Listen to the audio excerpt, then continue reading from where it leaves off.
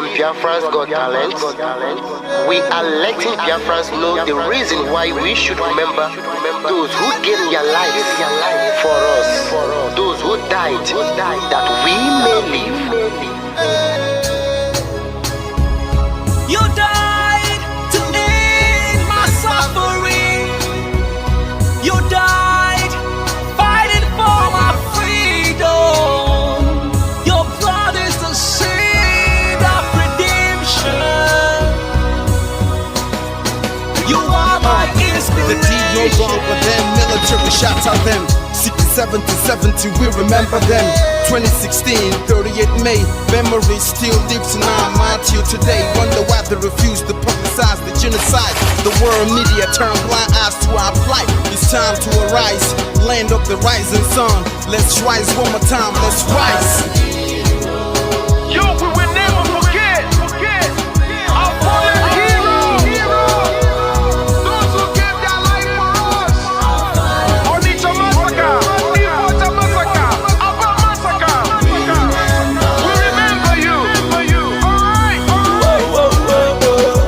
Tell them I got that day. Remember when me tell you say I got that day. Yeah, I remember that one that called us a Bruce Mero. Like a papa look, but them they were bonito. Me tell you what I look pandi, what pandi samiro. Me tell you what I day. From Biafra and the rest of man, I tell you what I do. Me know back and forth, me tell them heroes, I want to promise you something today. We must fight together, no retreat and no surrender. We must hold them down till the end of time. The most important thing is that we will restore Biafra. I look up to the sky with tears in my eyes. For other Biafrans and for freedom had to die. We will never forget you as the days go by. You are always in my heart, you'll never be apart. They fought for our freedom, they died for our freedom. They fought the Nigerian soldiers in the war front, without food, without guns, for our freedom, for our life, for our own good, for our children. We love them, our heroes, we want them. My heart bleeds when I saw them slain. Where will I be now if not then? They will remain indelible in my heart forever, forever, forever, and never, and never, and never. We serve in your plantation, and the way you paid us back with your bloody starvation. We play in our history that the death of my people is a mystery. No going back to get to a victory. I had a voice now call for vengeance. I never get bombed, I'ma blow like a vengeance. Yo, we will never forget our fallen heroes, those who gave their life for us. Onitsha massacre, Ipocha massacre, Aba massacre. We remember you. Alright. Where will I be now if not you? You died at Mali.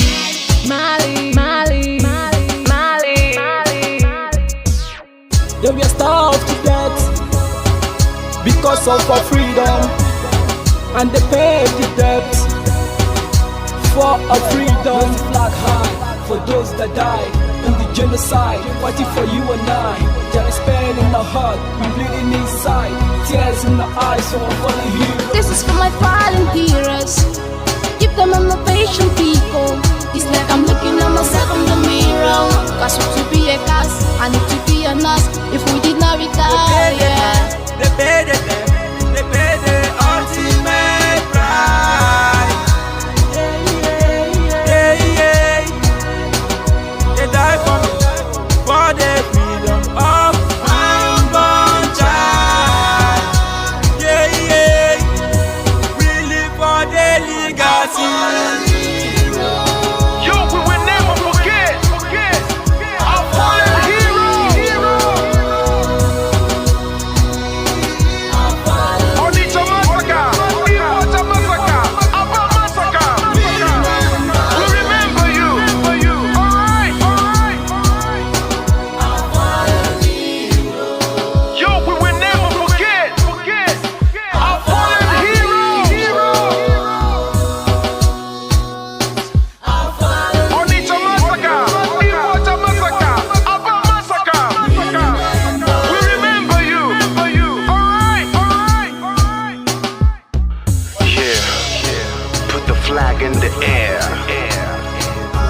never be afraid.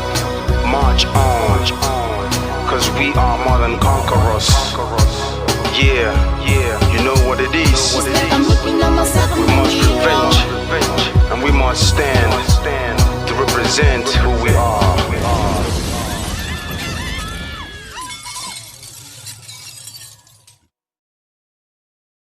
Biafrans reject the global conspiracy against the Biafran people. At this moment, we use this media to demand the unconditional release of the Prime Minister of the United States of Biafra, Mazi Simon Ekpa Joko, who the Finland authority have held incommunicado for long now. They say they are investigating, and it's been months up to now. No charge has been brought against the Prime Minister of the United States of Biafra. We hereby demand the immediate release, the unconditional release of our Prime Minister, Mazi Simon Ekpa. The global conspiracy against the Biafrans is unacceptable. We will never, ever accept it. It doesn't matter how they try to paint it, the whole world is watching. And it is sad that the world is silent, watching the atrocities committed against the Biafran people. Mazi Simon Ekpa is only asking for the freedom of his own people. He's only defending his own people, trying to save the innocent lives that are being wasted away. Free Mazi Simon Ekpa now.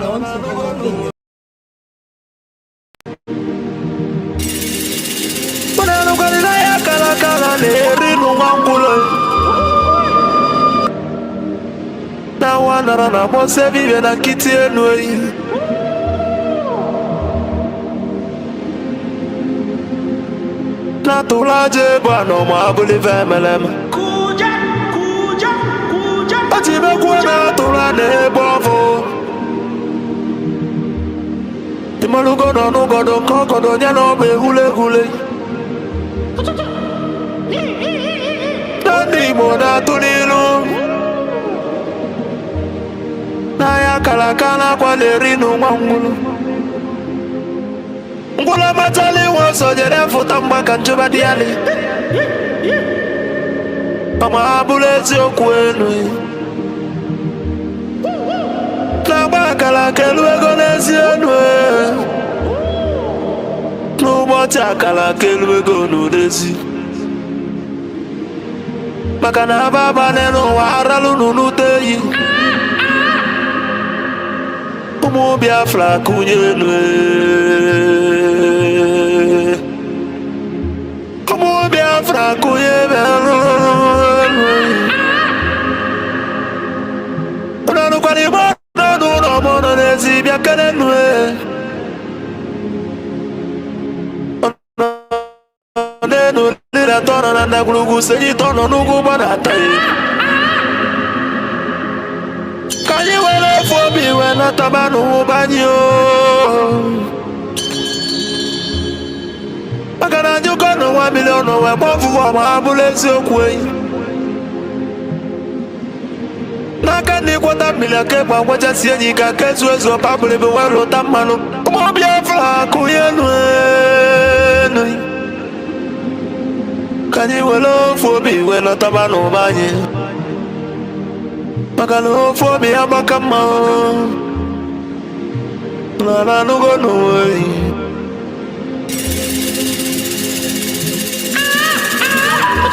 Mo Biafra na mekere ununina. Nkabo nkani. Wa dati na ijele wanyi biakenemi. Akwage bulu kwekere na fando to Biafra is our hope. And the Biafra is our religion. Nkodi na watachieza muno bibonye iwere. Wesi ya kene rugyo. Adubagwo chukwo. Ikemba one of Biafra land the mongwem.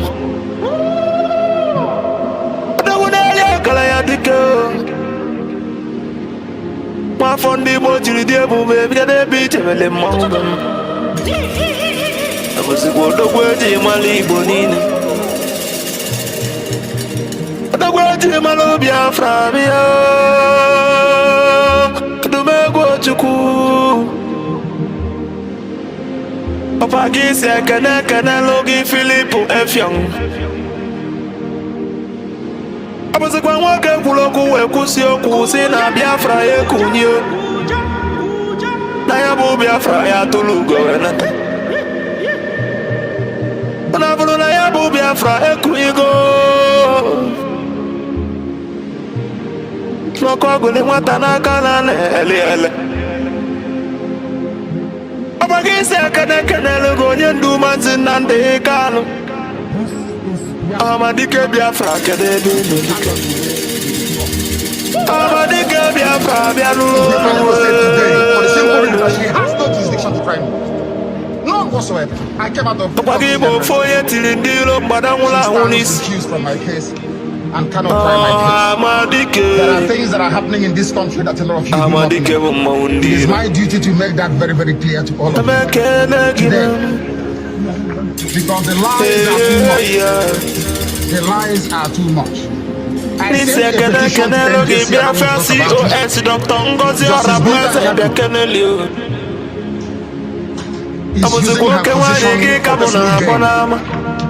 for personal gain. Her son and her husband are facing corruption charges. They told them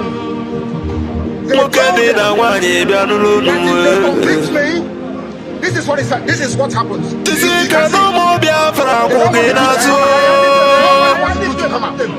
Nobody wants to do it. That's the problem. They sent her to my case. So they Biafran government they know na exile cabinet be no no ano ekene unu jisinu ike na Chukwu na nda na ya agba unu ube maka na onye soro bịa ya atọ ka ịmalụ ga-enu eyi jisienu ike Ekene mo di Biafra Revelation Army Chukwu the agents of Biafra land the great oracles of Biafra na no anu ekene no na ma na no jisi kenon Chukwu ya gba ume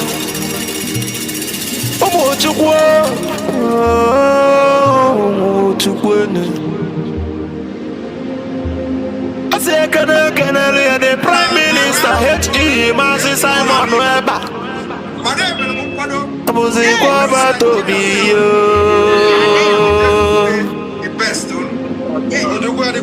Atwele umo Biafra bianulu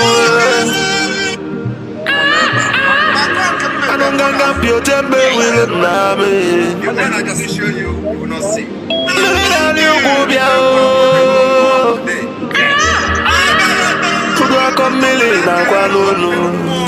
Yes.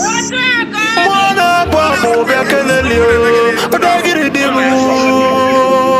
All the guys send their son to Ose furu dilo bianulu. Mabale na kosa de malanya. Mweji mwagu konyilo sinodilo kasodilo yatidi sodilo wewalaso. Muzikwe wabatobi. Ogada gididi kebya nulu. Mweji wala niyo. Kwenye tukunyele ndi Biafra na nulu. Nuna beke nege. Asimona ya dele Biafra ni na nama.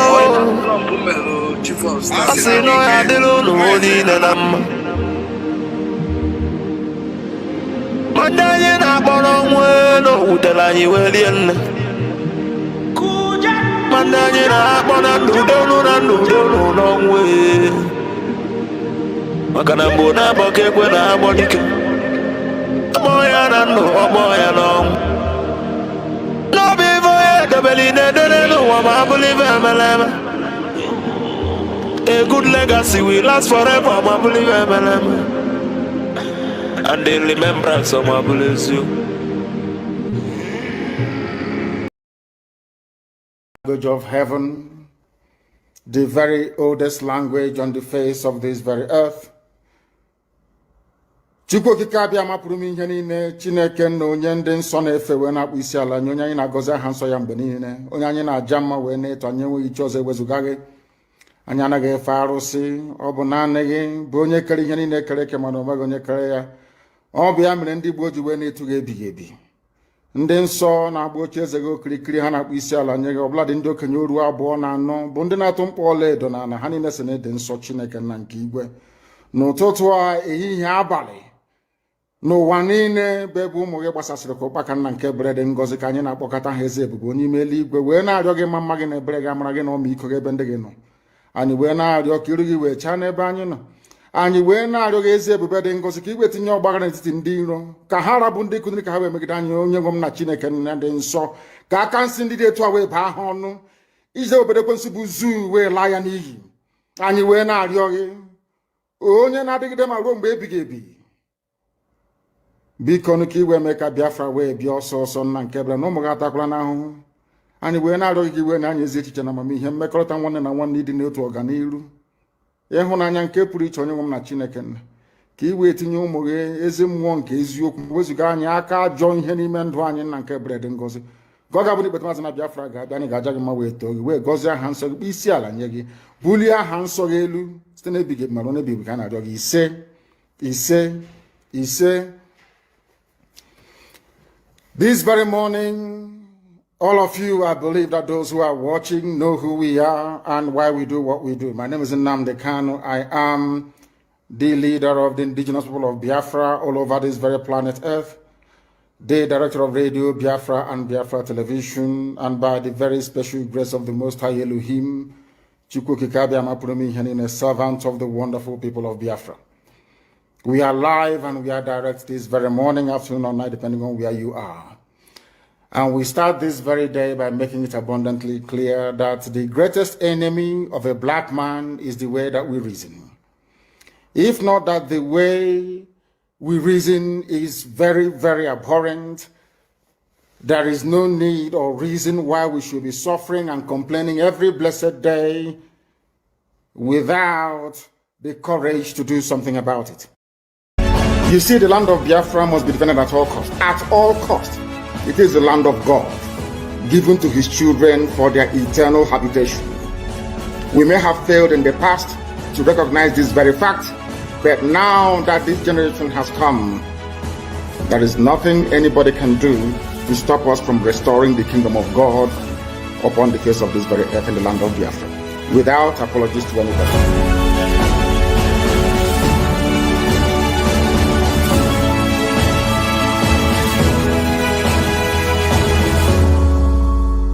Ojukwu negotiated restructuring.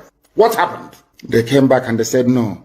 Ojukwu said, okay, so you want to continue to kill my people all over the place? No. Because of that, I'll declare Biafra. Today, they have brainwashed all of you with the perverse notion and thinking that somehow Ojukwu is responsible for causing a war, when opposite is the case. That Gowon was the aggressor, not Ojukwu. That's how Nigeria is. Always blaming the victim. And we lost over 5 million people during that very genocidal war. They killed over 5 million Biafrans. They wanted to wipe us away from the face of this very earth. But we survived it. And we are here today. Those they gave birth to, they have come. And this time with a wrath that you cannot even begin to imagine. You must understand this. The greatest task on this very earth is to get a black man to reason like a human being. The same way, it's just like trying to keep an Igbo man away from gossip. Hey, it's impossible now. Come on, for goodness sake. How can you keep an Igbo man away from gossip? Oh no, please, give me a break. Anywhere there is gossip, you find them there. Gossip, the gossip, is sweeter than honey from Igbo man. Gossip. Unverified rumors and gossip. is like honey to them. That is how hard it is. Trying to remove the bottle from the mouth of a baby saboteur is as hard as trying to get a black man to reason properly.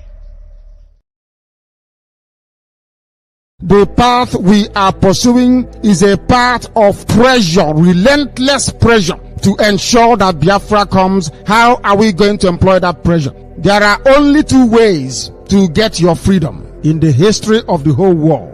Freedom can be gotten only two ways. One is through the ballot box. In other words, people will contest and they will have Biafra Nationalist Party. Yes, as they have in Scotland. And then we vote for them. When they then go to the house or maybe go to Abuja, they will say, we are here under the mandate of Biafra Nationalist Party. Because of that, we want to go and conduct a referendum in order for us to be free. The other way, you fight. Either you go through the ballot box or you fight. Which option are we choosing? We have chosen to fight.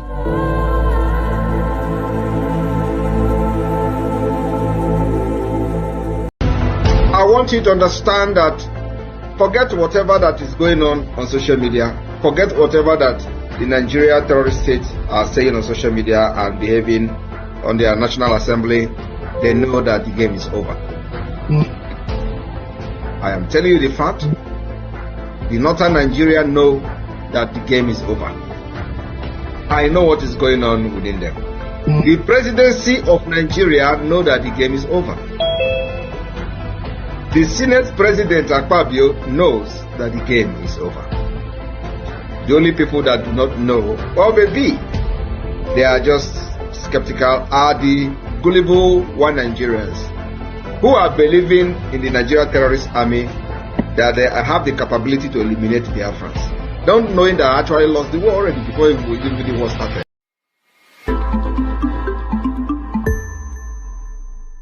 One thing people don't know is that we, this current generation fighting for Biafra liberation, we understood something that many people don't understand in the past. We understand that power, every power is given by God. So why do you discriminate other power, whether evil or good? I want you to understand that this particular freedom we are fighting, if we do not push Nigeria out of our land, we will never have peace. Nobody ever thought of why the devil, why the Satan, or whatever it's called, why was Satan pushed from the heaven to earth? For peace to be in heaven, for peace to reign. Because if devil or Satan is still in heaven, according to Bible, do you think you'll be struggling to go to heaven today for Christians? You will not. Nigeria said it's going to be a London to what the heaven will look like. If devil is Satan is still there. So I want people to think towards this particular. So it is the same thing with Nigeria. Any time and any day you wake up in Biafra land and see there is still a presence of Nigeria in Biafra territory, there will never be peace. So we must chase Nigeria away, just the way God chased Satan from heaven. Back to where they come from. Everything in Nigeria, we will remove them. Educational system will be removed. Even the religious, the way they worship in Nigeria, oh my God, you need to see our constitution. So what I'm saying is starting from the constitution of the Biafra, the United States of Biafra. So we need to chase Nigeria just like they chase Satan from heaven to wherever they belong to, for peace to reign and return in our land.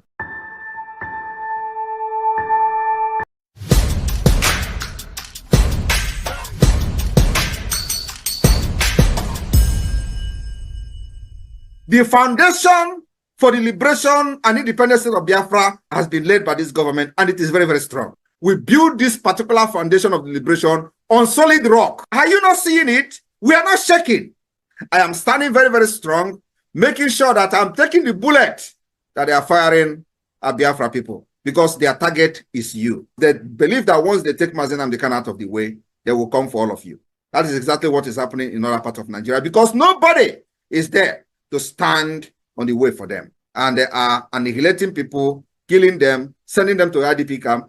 I told them, you see this face, okay, deceive Nnamdi very well. To deceive you. The momentum of the Biafra liberation today have necessitated all the discussion you see. Everybody is talking. Release Mazi Nnamdi Kanu. Why are they keeping him? Some of them claim that he was not fighting the way I'm fighting, but you kidnap him. Some of them are now addressing him as a gentleman. But you went and they kidnapped a gentleman. They say, oh, he's more reasonable. He's not, but you kidnapped him. What were you thinking? All of them contributed money. When Mazi Nnamdi Kanu was speaking, it was their headache. They couldn't sleep every day. Oh, Mazi Nnamdi Kanu, he's destroying Alibo. Oh, Mazi Nnamdi Kanu, he's doing this, he's doing that. Today, Mazi Nnamdi Kanu is no longer destroying Alibo. Mazi Nnamdi Kanu is no longer causing problem. Mazi Nnamdi Kanu is no longer is the good man. Is the only man now that is very reasonable. And I have not even started. Because you see what Agaku Nigeria Igwe. Agaku Nigeria Igwe. And you know the next level is by taking all their terrorist barracks, taking all the government houses. That is the next level we will go. Because it is part of the defense of our land. These places are places where the attack against our people are being planned.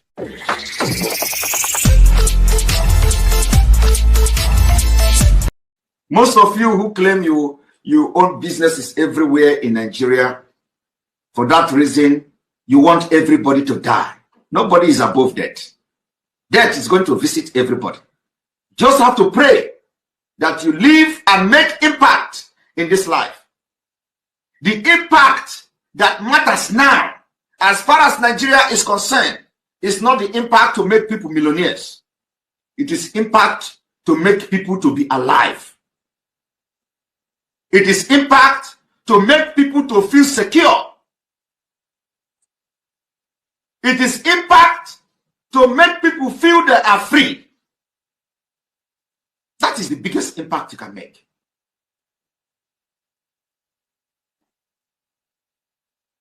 Millions are going to come. People will become millionaires when they are alive. Of what use is it? You make somebody millionaire today and tomorrow he died by gunshot from Fulani. Of what use will it be to the society? You pick up somebody and send him abroad and he come back to Nigeria and police will kill him. It is happening every day.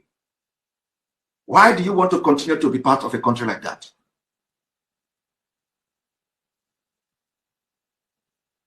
Why? Only one, under his leadership, His Excellency Simon Ekpa.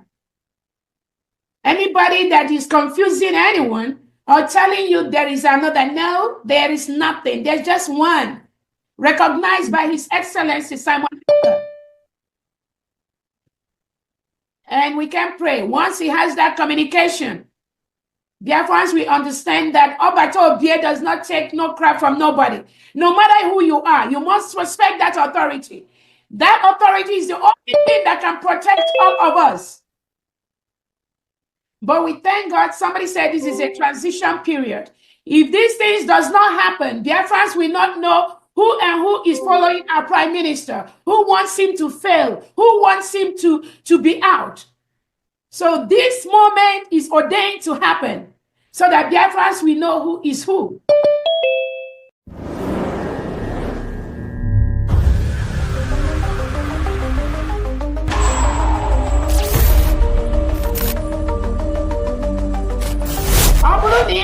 That you are supporting Nigerian government in any way, either in the Nigerian army, Nigerian police, Nigerian security, Nigerian immigration. The PM has said today, we are not against you, but if you wear the Nigerian uniform representing Nigerian government in Biafra land, you are going to pay the price, and you're going to pay the ultimate price for supporting a terrorist government that is in Biafra land. These are terrorists that kill our people, maim our people, burn our houses, burn our businesses, burn our homes in Biafra territory. If you are one of them, you have yourself to blame. If you are wearing any Nigerian uniform, Nigerian military uniform, Nigerian police uniform, Nigerian security uniform, sorry is your name. We have no prison, we have no jail. If you are caught inside Biafra land, you are gone.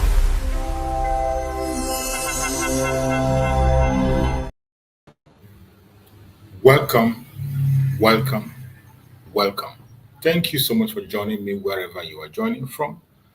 I appreciate everyone that has connected to the program this time, wherever you are connecting from. If you are joining us from Facebook, I welcome you and I appreciate you. I can see Energetic there. You're always there. Thank you for joining. If you are joining me from TikTok, I welcome you. I appreciate you as you join me on TikTok. Thank you for being part of the program. And those who are joining me on David Herbert channel on YouTube, where I'm hosting the program, you are all welcome. Thank you for being part of this program. We have come once again to do what we know how to do best. That which you have signed up for, and we will continue to do. For the sake of those who are coming to our platform for the very first time, or those who are coming across our video for the very first time, this very platform is a platform that is under the United States of Biafra. The United States of Biafra, under the command of our Prime Minister, Mazi Simon Ekpa, and the Supreme Commander of Mazi Nnamdi Kanu. Today, under the leadership of the Deputy Prime Minister, Dr. Ngozi Orabueze. In this platform, we do not come here to instigate violence. We don't come here to preach hate. We do not come here to attack people or individuals. We do not come here to attack any race or religion. No matter what your ideology might be, what your belief might be, what your orientation might be, we are not here for you. We are here for freedom. We are here to speak up for those who are seeking for freedom sincerely. If you are genuinely seeking for freedom, it does not matter your tribe. It does not matter your location. It doesn't matter your race or your religion. As long as you are genuinely seeking for freedom, you are going to enjoy your stay here, and we welcome you to this amazing program. Our purpose of being here is to bring the plight of Biafra before the whole world. The situation in Biafra land is getting worse every blessed day. The war against the Biafra people have lasted for many decades, and we cannot keep silent and continue to watch. The global conspiracy against the Biafran people is going on a larger scale today, and that is why we have decided to use this very platform to continue to educate the world, educate the Biafrans about the situation in Biafra land and what is going on. We will continue to do that as long as we have life, as long as Chukwu gives us the grace. So wherever you have joined us from, we welcome you. Kindly help us to share the program, like and share the program to all platforms, share to family and friends, share to everyone. If you are sharing, you are actually helping us to extend this message. You are involving in the radical evangelism, which is what we are supposed to do. Sensitizing people about the situation in Biafra land and in Nigeria as a whole. Generally to Nigeria, the situation in Nigeria is not being reported anywhere the way it is. There has always been an underreport of the atrocities of Nigerian government in Nigeria. The loss of life of the indigenous people in Nigeria, more especially the Christians, is underreported. Most times it's not even reported at all. Nobody is paying attention. The government pretends and all is well and continue to sell its people out for pot of porridge. But wherever you are as a Biafran, today we are calling on you to rise up, add your voice, and let us speak and speak louder. Let the world hear. Some people who do not understand why we are talking, they think it is out of envy, jealousy, greed, hatred. That's not true. The reason we are asking for freedom is to end the inhuman treatment in Nigeria, the genocide going on in Nigeria, the human rights abuse and atrocities that's going on in Nigeria. The only way you can end it and end it permanently is by disintegrating that contraption called Nigeria. And that is what we are calling for. This is a country where, this is a place where people were moved together and forced to be a country, even though they have never ever been a country from 1960 when they were put together up to this minute. They have never been a country. The divisive nature of the country is so clear. Even to those they call their forefathers, they confess to the fact that Nigeria cannot survive as one.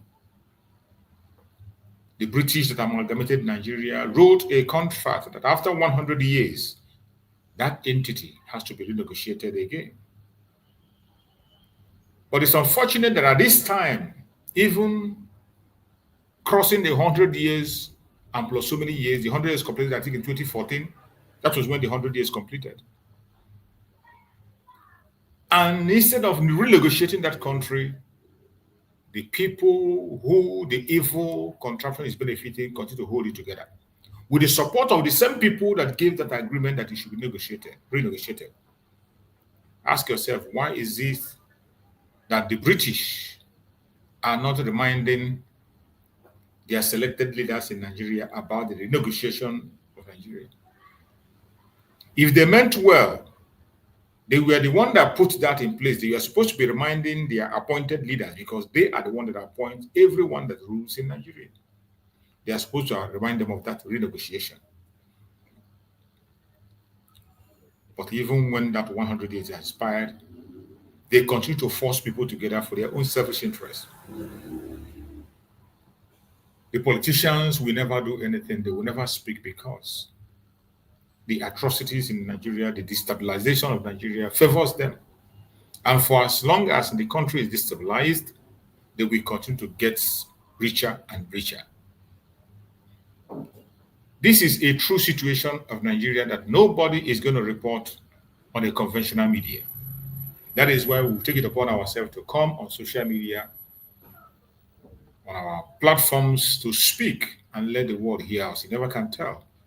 We believe that there are still wonderful people out there in this planet Earth. There are beautiful people with beautiful hearts on this planet Earth. Even in the UK, there are people who have beautiful hearts. In the United States, there are people that have beautiful hearts. But when it comes to their governments working, these are a bunch of evil governments that only thing they understand is oppression. They oppress people, they steal from people, they enslave people at the expense of their own country. We have been left on our own to fight and free ourselves, and that is what we are doing today. And we will continue to do so until we are free. So wherever you are watching us from, I urge you to pay attention to the program. And if you want to join us live on this program, it is an interactive session. You have the right to join us. All you need to do is to come to David Harper channel on YouTube, which is where I'm hosting the program.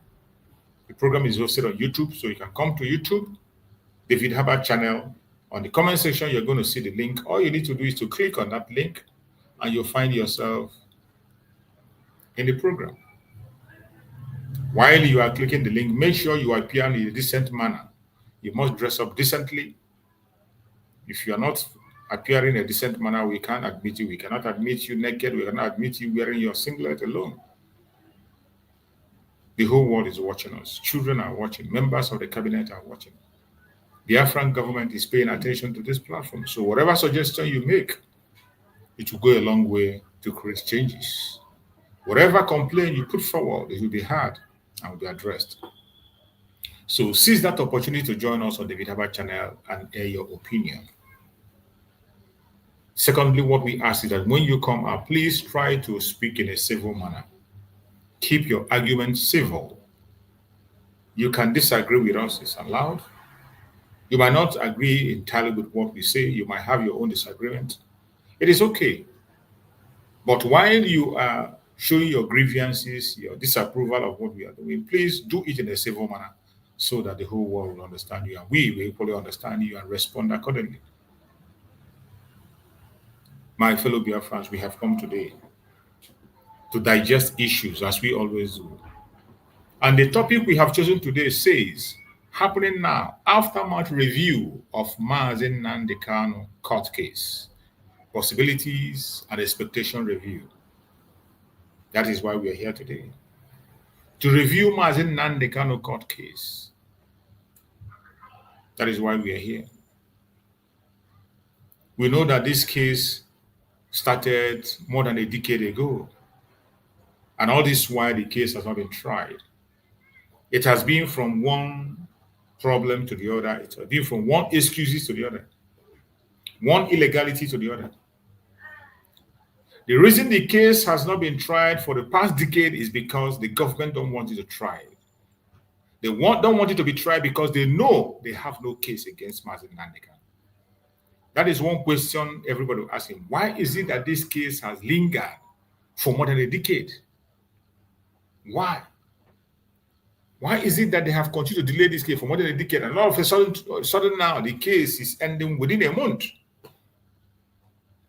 The case is being chased within a month to end it once and for all. Why is it that the government allowed to install for complete a decade plus? There is no other reason they did that. The only reason they have is because they have no case. They know very well that Mazi Nnamdi is innocent. And once they try that case, that Mazi Nnamdi is going to go free. That is why they continue to delay for more than a decade. So whatever you are seeing today, don't be surprised. It is something expected. The government of Nigeria is a corrupt government. The reason they have not been able to try this case of Mazi Nnamdi for the past a decade plus, is because they know that the trial of the case will set Mazi Nnamdi free. So the only system they have to detain Mazi Nnamdi perpetually in their hand, to hold Mazi Nnamdi in custody, is to continue to delay the case. Adjournment, adjournment, and adjournment. Every adjournment you have seen in the past was being put in place intentionally. After more than a decade, 10 years plus, finally, in just within a month, the case is coming to an end. Is there anything they know now that never know then?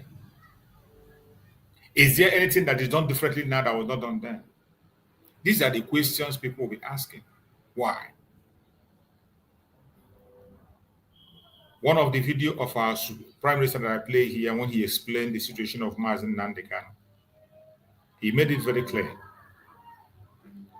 that the only reason Mazi Nnamdi was kidnapped was to stop Biafra. And until they are sure that Biafra is stopped,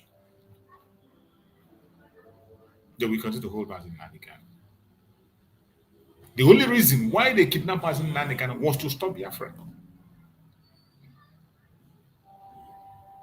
And the only reason why Mazi Nnamdi has remained in their custody is because he has refused to hands off Biafra. That's all. Whatever charges they are bringing to Mazi Nnamdi is to weaken him, to frighten him, to break him down, and make him hands off from the freedom of his people, pursuing the freedom. They tried in so many ways, through his friends, through families, through close allies, through followers, to weaken him. And they did the last move they made, which was kidnapping him from Kenya. Thinking that all have gone. When they kidnapped him from Kenya, every one of us saw Malami celebrate. Malami announced the kidnapping of Mazi Nnamdi falsely with Hausa language.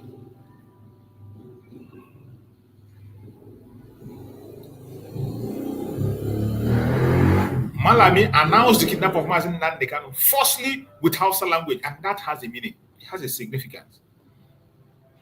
He first of all narrated it to the Fulani brothers about the kidnapping of Mazi Nnamdi, and they celebrated. The only reason was to stop Biafra. But were they able to stop Biafra?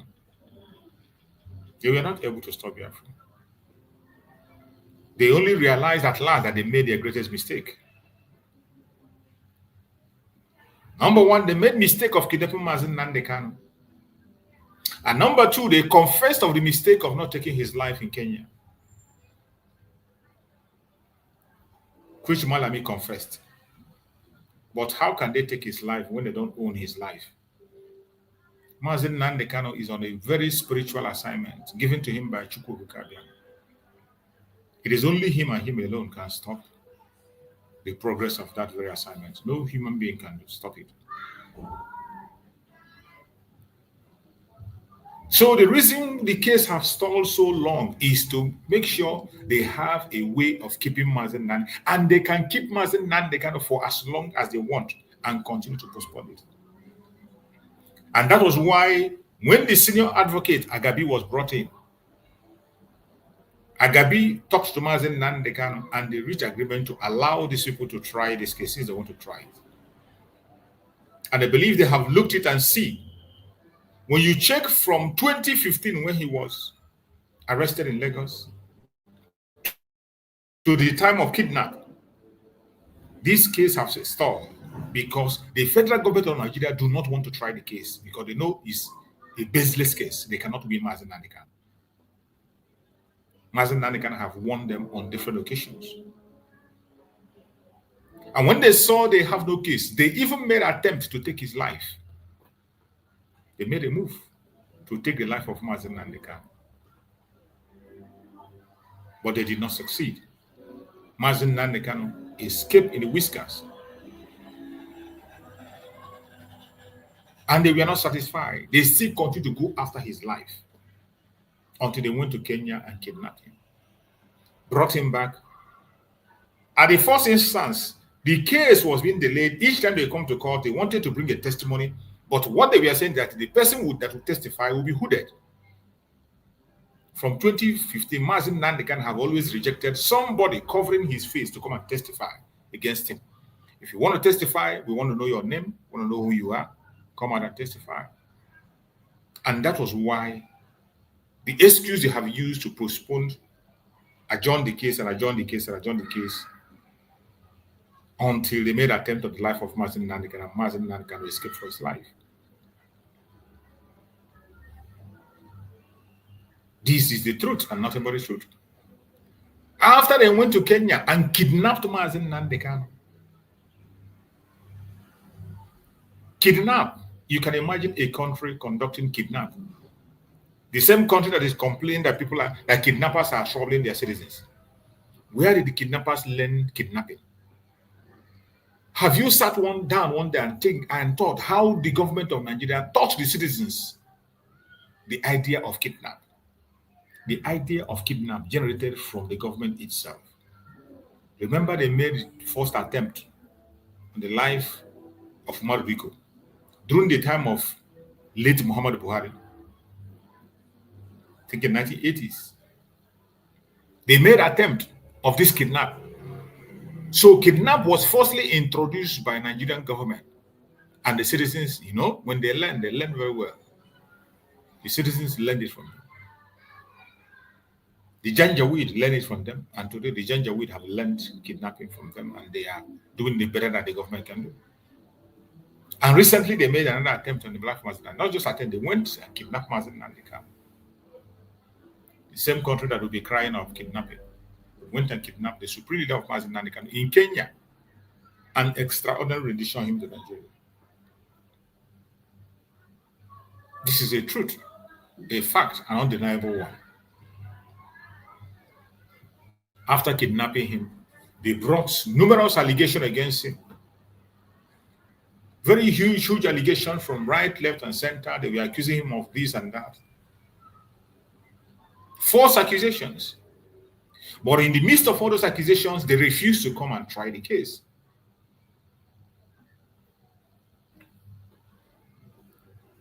The only thing we were asking is that they have to tell us how they brought Mazi Nnamdi to Nigeria. Up to this moment, they have refused to tell the world how they brought the supreme leader of IPOB to Nigeria. The terrorist government of Nigeria have refused to explain to the masses, explain to the world how they brought Mazi Nnamdi to Nigeria. Kidnapped in Kenya, tortured him for 8 days, and extraordinary rendition him to Nigeria, which is against international law. And we say, you cannot stand on illegality and you'll be talking about legality. So before you have to try Mazi Nnamdi, you have to first of all correct your illegality. It's only when you correct your illegality that you can now begin to talk about legality. The government held their hand on this. Each time this issue was brought, they will adjourn the case. Each time the issue is brought, they will adjourn the case. And our lawyers stood their ground. They stood their ground that the government must explain the situation surrounding the kidnapping of Mazi Nnamdi Kanu. The lawyer pushed it to the extent that even a judge agreed and said that no law court in Nigeria has the right to try Mazi Nnamdi Kanu. None. No law court can try him until they sort out the issue of extraordinary rendition. If you want to try Mazi Nnamdi Kanu, you should be extradited legally. There should be legal extradition. And each time this fact is presented, a fact that was opened in their own court by their own judge, they will adjourn the case. So they have used that as an excuse to adjourn the case, and it is 5 years already. As a government, they can do that for as long as they care. As a corrupt government, they can do that as long as they want, and there's nothing you can do. That was why we allowed them to test the case. Because even from all the angles of the case, Mazi Nnamdi Kanu has no case to answer. He has won them before. He will win them again, and he will continue to win them. So that was why the window was open to try the case. Because some people were asking that why would that case be allowed to be tried?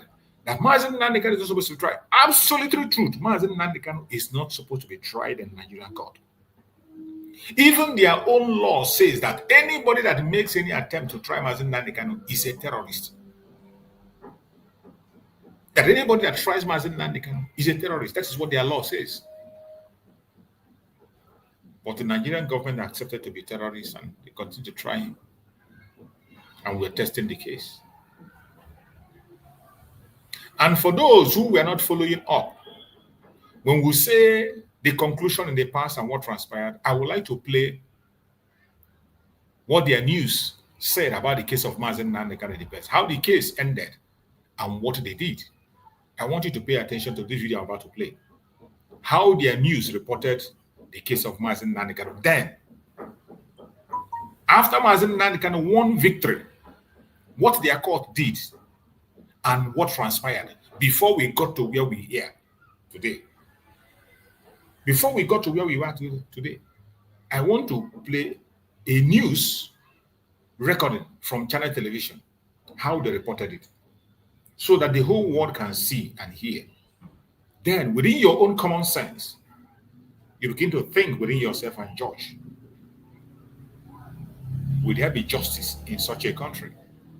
Will there ever be justice for this man who they are throwing up and down? After he has won his case, they return him back to start afresh. I would like us to pay attention to how Channel Television reported the case of Mazi Nnamdi Kanu before we got to where we are today. At least we can start from there and then enter where we are today and the court and the discussions that have been made. So let us listen to this report from their news on Channel 3. Appeal that ordered the federal government to release the leader of the indigenous people of Biafra, IPOB, Mr. Nnamdi Kanu, from detention. The Supreme Court ordered the continuation of the trial bordering on terrorism preferred against Mr. Kanu.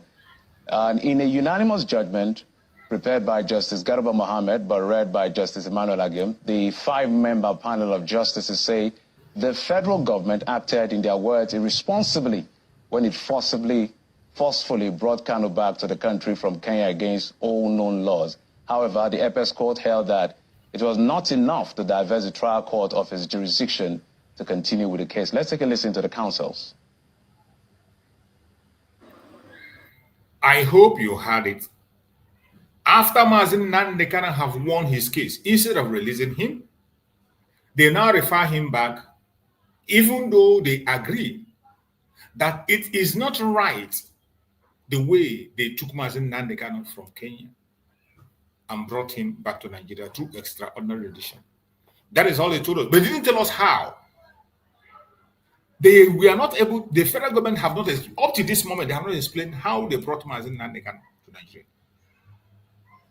But the court is saying that it is inappropriate because they know it is illegal. If you want to bring somebody out from another country, whether the person committed a crime or not, there must be a genuine extradition. You must extradite that person before you can be able to have that got to bring the person to court to face any charges. But they never passed through that very process. They went through the back door, kidnapped Mazi Nnamdi Kanu. Kidnap is the word. A country conducted a kidnap on a citizen and still have the boldness to come to try him in the court.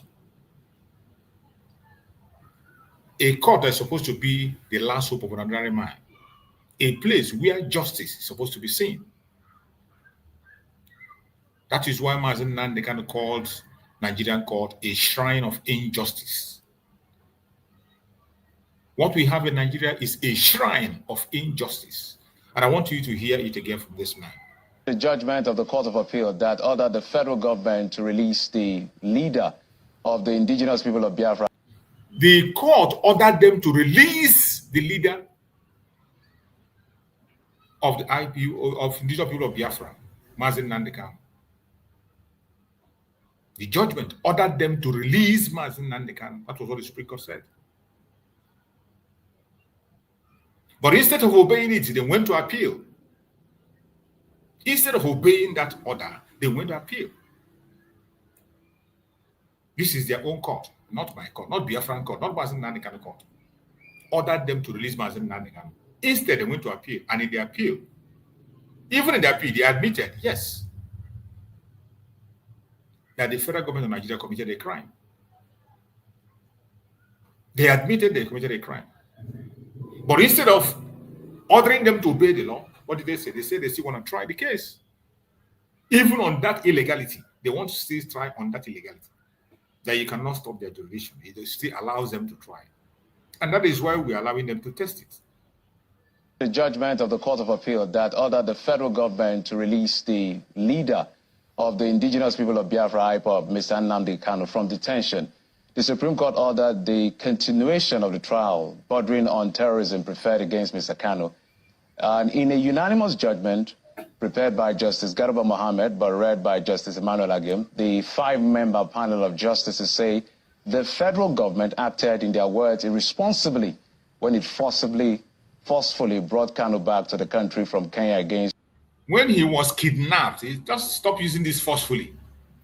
You know, they will come and beautify it and make it sound nice to people. What the government did was kidnap. That is what they did. And the Supreme Court confirmed it that it was a kidnap. But yet, referred him back to go and continue the trial. All known laws. However, the Apex Court held that it was not enough to divest the trial court of its jurisdiction to continue with the case. Let's take a listen to the counsels. We had hoped that it would come our way, but it has gone the other way. It simply means that we have to go back to the High Court and get done with this quickly. We still have hope. We're not in despair. By the grace of God, yes, so victory is assured. Yes, we will. End of the day. We will lose a little time. We still have to go back. That's all it means. But I'm very consoled by what the Supreme Court said, that he ought not to have been treated the way he was treated. His bail ought not to have been revoked. His home ought to. Did you hear that? His bail ought not to be revoked. This is an old video. Don't be carried away. I'm trying to bring you from where we are coming from. You can see Ozekome there. That was when Ozekome was there. After Mazi Nnamdi Kanu won his case in the Supreme Court, they went to the Apex Court, and the Apex Court said that they should go back. And all these things were tactics of delay tactics to continue to hold Mazi Nnamdi Kanu, to break him down, to see if he will surrender. They agree that the kidnap of Mazi Nnamdi Kanu is illegal. It's an illegality that you can't stand on it and begin to talk of a trial. There is no court in Nigeria that has to try Mazi Nnamdi Kanu, and their court says if you do that, you are a terrorist. But yet, a criminal government will always have their way in whatever they want to do. I want you to hear what this man says. His bail ought not to have been revoked. His bail ought not to have been revoked. The bail they gave him in 2017 ought not to be revoked. They were not supposed to revoke that bail because Mazi Nnamdi Kanu was enjoying his bail, and the military were sent to his home to go and take his life. The video is everywhere. The video was played in court yesterday. The video of invasion of the home of Mazi Nnamdi Kanu was played in court yesterday, where 28 able men lost their life. 28 men, able men of Biafra, lost their life. Jack, the dog of Mazi Nnamdi Kanu, also lost his life. And Mazi Nnamdi Kanu narrowly escaped. The parents of Mazi Nnamdi Kanu, his mother and his father, lost their life through the trauma of that attack. Both of them lost their life. They were buried the same day in the absence of Mazi Nnamdi Kanu. These are all the damages and atrocities that was caused to the Biafrans by the Nigerian government. And their court affirmed to that. But instead of telling them to release Mazi Nnamdi Kanu with immediate effect, even when they know that his bail is not supposed to be revoked, instead of giving order for that bail to be reinstated, they told him to go back to the High Court and start afresh. Just to buy more time, just to delay him, just to see if they can break him down. That is why you see that case installed up till recently. His bail ought not to have been revoked. His home ought to have been invaded. His home ought not to be invaded. They were not supposed to invade. What was the reason for you to go to his home to take his life? Why did you take the military to the home of a civilian who is enjoying his bail and who has already had an appointment with the court? Has an appointment with the court the next month. He has an appointment to the court. And he's prepared to come. He's not running away. Why do you go to invade his house with military? And 28 able men lost their life. You took the life of 28 men and Jack. This is evil that the Nigerian government did. And yet, they referred him. The useless apex court of Nigeria still referred him back to High Court to go and start afresh. Even when they confirm all this illegality carried out by the Zoological Republic government. All that is a consolation to us. So, we have hope. This is victory to our administration of criminal justice because it shows that one... You see the criminal representing the government of Nigeria. Look at him covering himself with the black glasses. Even where there is no sun. Using shade because he's covering his shame. You are in a room, you are not in a sun, and you are wearing dark shade. This is how you know people who are not straightforward, the devilish idiots. This is the criminal representing Nigeria.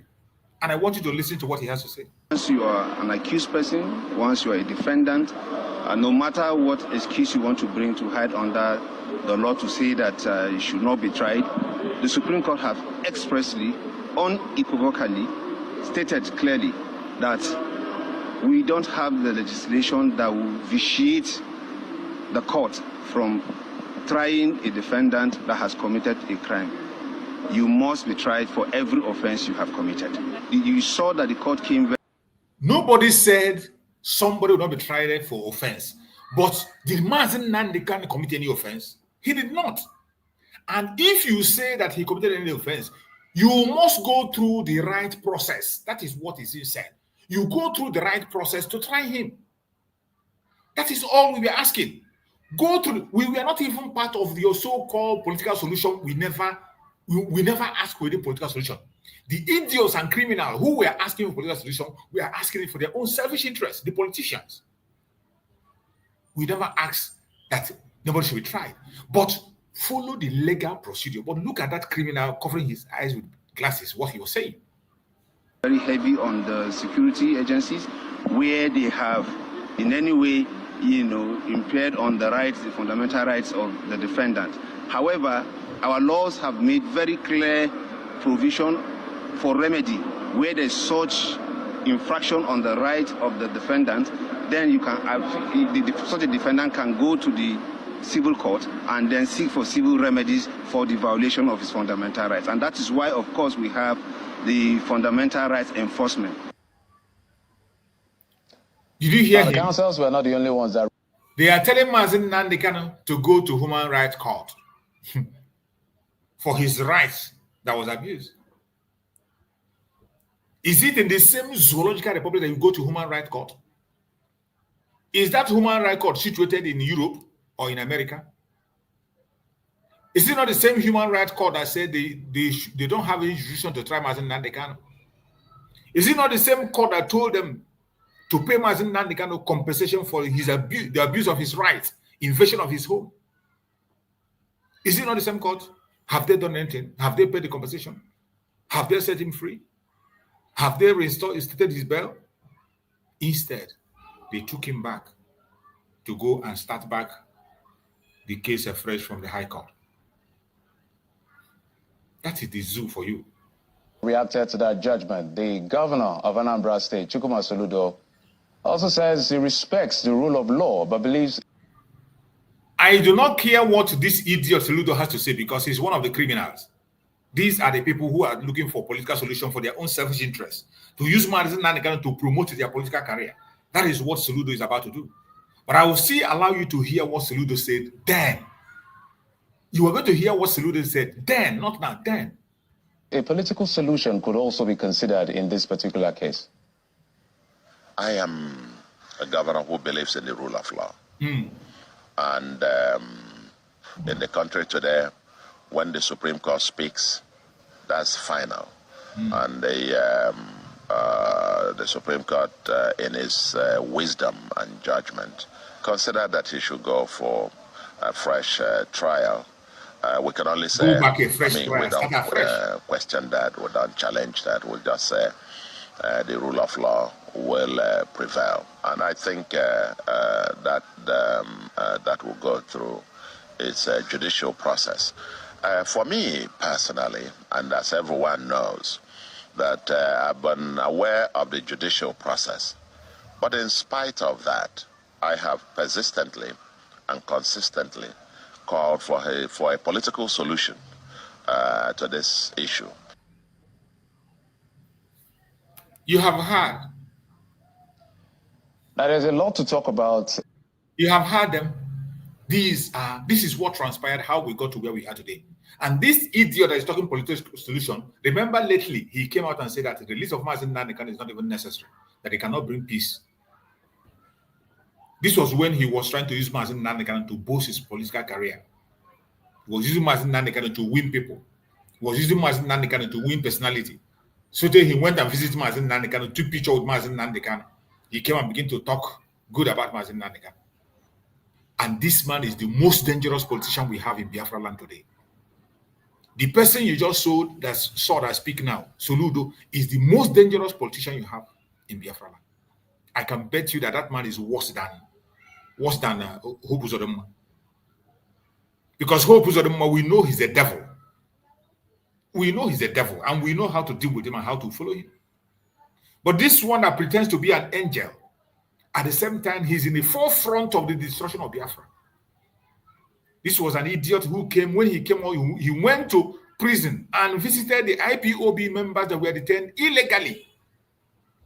Biafran children that were locked up, they did not commit any crime. The only crime they committed is that they were asking for self-determination. This idiot went there and promised them that he's going to free all of them. Did he free them? On video, he went, and I will still go and look for that video and replay it. He went there and he was promising them on video that he was going to release them. Did Soludo release any one of them? Instead, Soludo, he also made a promise that he's going to form a committee, which we mentioned some name of his fellow criminals, that they will form a committee. And that committee will look into the issue of Biafra, whether we want Biafra or not.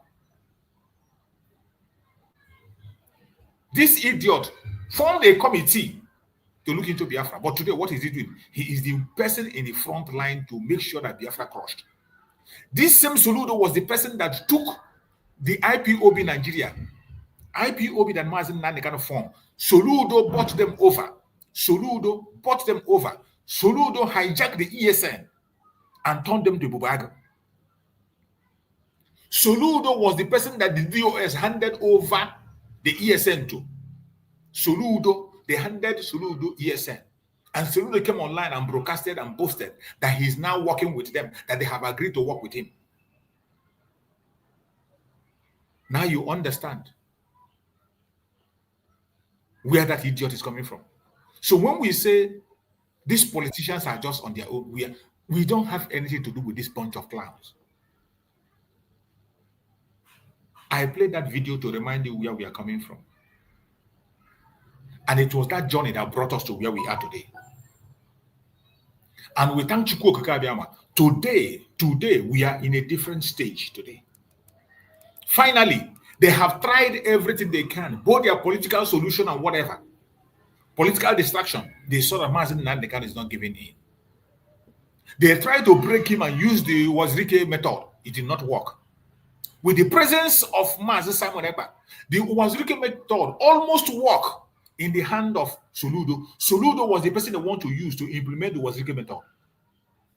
Soludo was the person they wanted to use to implement Wazirike tactics. That was when they sent Soludo to go and see Mazi Nnamdi. When he went and snapped a picture of Mazi Nnamdi appeared with the one JC. I don't know where they got it from. That was when they were trying to apply the Wazirike method. But fortunately for him, when he went to visit Mazi Nnamdi, he mentioned Mazi Simon Ekpa. That Mazi Simon Ekpa is disturbing. After the IPOB have agreed to come down, everybody have agreed to come down, but it's only Mazi Simon Ekpa that is stubborn. That Mazi Simon Ekpa doesn't want to listen to anybody. And when he said that, Mazi Nnamdi smiled. And that was what gave Mazi Nnamdi the courage to fight on. If not, just like Mazi Nnamdi said, we say, I will not disappoint you. You will disappoint me. They deserted Mazi Nnamdi completely. After they leave Mazi Nnamdi on his own, Mazi Nnamdi was alone. Without Mazi Simon Ekpa, an autopilot there was not they have bought everything. The one they call Chike Edozieha confessed about it. Chike Edozieha, on audio, he said it, that we gave them the ESN.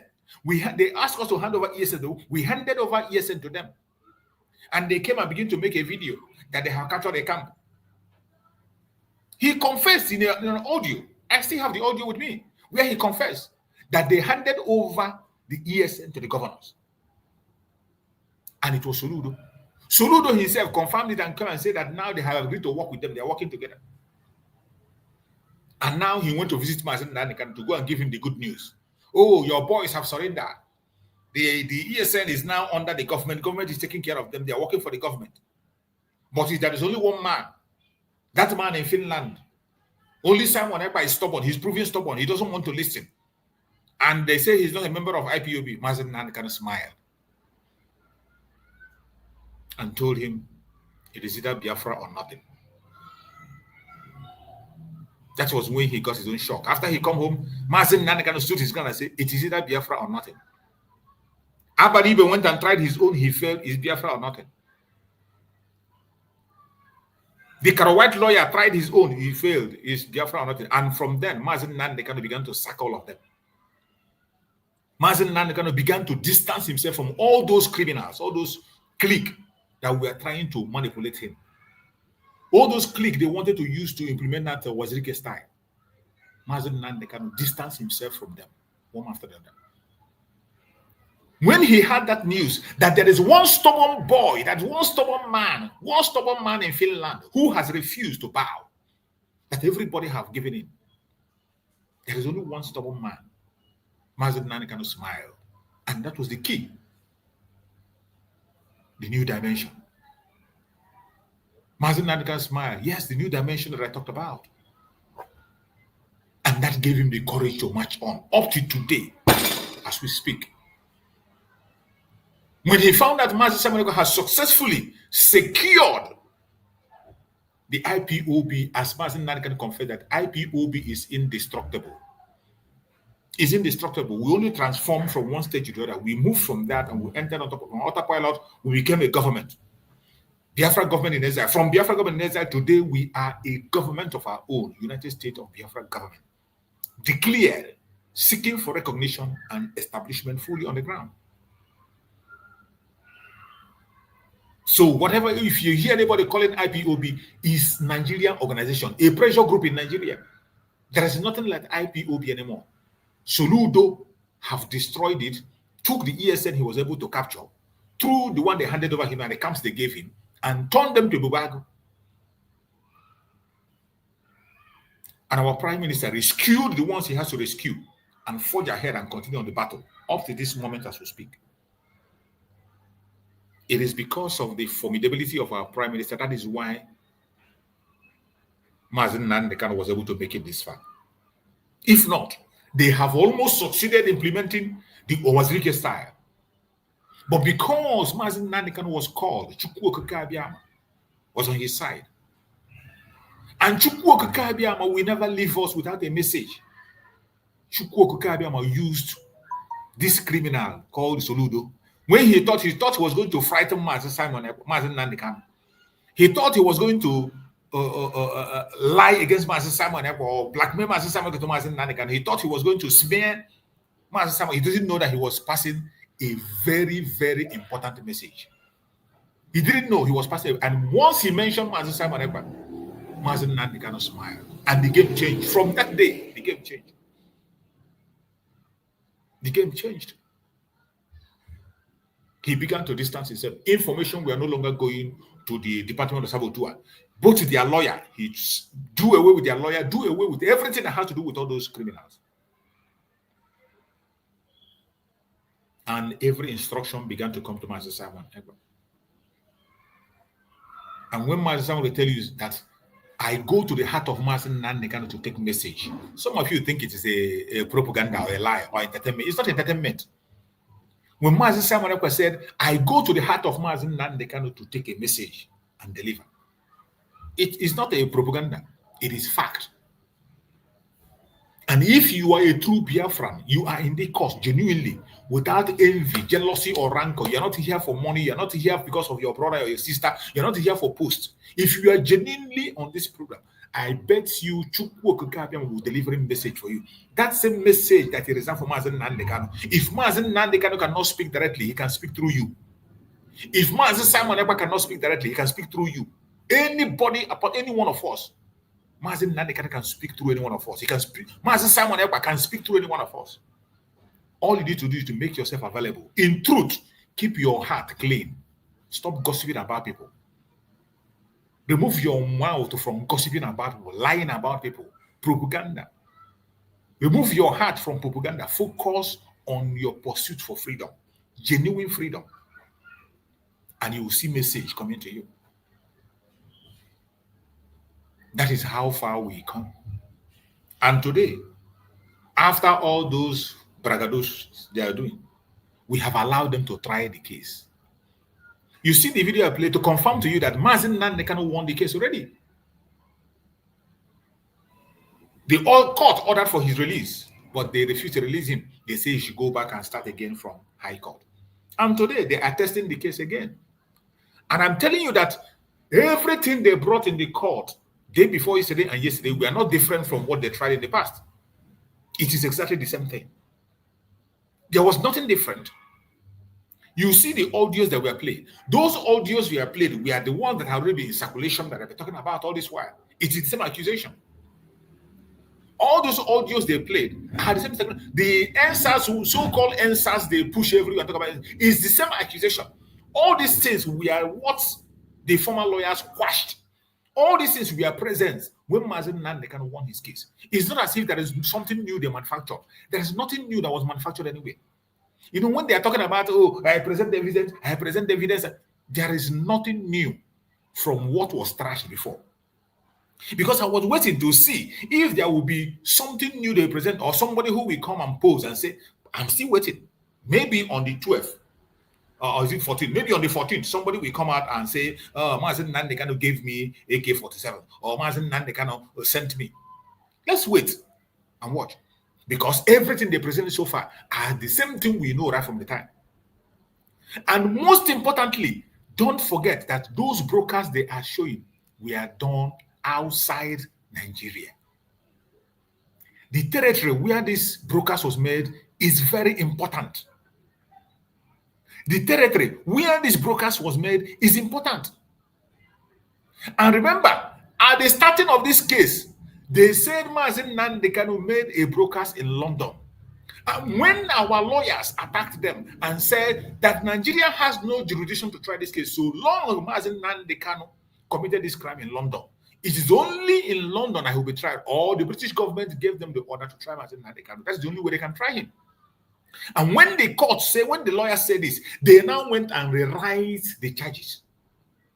They now went and rewrite it. They went and rewrite the charges. It's after rewriting the, and what did they do? They removed the area, the jurisdiction where this crime was committed, the so-called crime, the broadcast where it was made. Because when we say crime, it seems maybe he did something. The broadcast they call a crime. They ask, they refuse to write the place where they broke it. They just say he made a broadcast. But in cross-examination, the lawyers will see ask them, this very broadcast you are talking about, where did he make this broadcast? Because they refuse to write it down in their accusation. I believe that in cross-examination, our lawyers, the senior advocate, will also ask them, where this thing you are charging this man, this broadcast you say he made, where did he make the broadcast? All the broadcasts were made in London. It's not in Nigerian territory. Including the video they played of a meeting where Mazi Nnamdi Kanu went to meeting with the World Igbo Congress. The World Igbo Congress meeting was held in the United States. In camera, not in secret. It was made in camera. That video has been online for a decade. That video has been online for long. It is not a secret. And everything Mazi Nnamdi Kanu says there, he will say, even in their court, he will still say, I have the right to fight for my freedom. I have the right to fight for self-determination. It is my right. It is my right. And nobody can take it away from him. So when you hear evidence, it is the same evidence, the same thing they brought before that was trashed. That is what they brought back. So this is just a process of delay. They want to keep a delay. And if you don't allow them to try it, they can use only that alone to adjourn this case until forever. If you refuse to allow them to try it, as a government, they can use that very excuse to adjourn the case forever. And Mazi Nnamdi Kanu will be there. I guess that is what the legal counsel saw and say, yeah, put it to test, let's see. Put it to test, let's see, let's talk about it. But from every indication, when you see the ones, even the evidence they presented, even if you are not a lawyer, even if I'm not a lawyer, I can be able to defend all those things. I can be able to defend them. I have more than enough videos. They just throw one, I throw two. They throw one, I throw two. They throw one, I throw two to counter every single thing they throw there. In a twinkle of an eye. Even as I'm a lawyer, let alone a lawyer and a senior advocate, you know what to come. But of course, Nigeria is unpredictable. The zoo is unpredictable. They can do and undo. The zoo can do and so expect everything and everything. Expect everything. Don't laugh. Don't cry. Don't shout. The only thing you have to do is to continue to support the United States of Biafra under Dr. Ngozi Orebowese. That is the original freedom. Biafra is the original freedom that will set every Dick and Harry free. The freedom of Mazi Nnamdi Kanu lies on the United States of Biafra. That is where you should focus. Forget about that drama they are making the court. They can say anything, and there is nothing you can do. There is nothing. After all, you won the case. They tell you to go and start afresh. You go and start afresh. Even if you win, they say you didn't win. What are you going to do?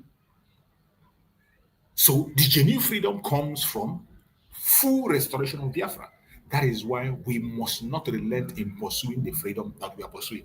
Do everything you can to make sure you stand tall and we go to our destination. As for what is coming, every possibility, everything is possible in this case. Everything is possible. Expectation. I am not having any high hope on the government of Nigeria because I know Mazi Nnamdi Kanu committed no crime. Anything that happens, I accept it. My expectation is the restoration of Biafra, which is what is going to guarantee Mazi Nnamdi Kanu's freedom. That and only that is where I lay my hope. I welcome my beloved brother Greg. Before I give my brother Greg the mic to speak, let us listen to this very advert. No fear for our land, we go stand together, fight for freedom now.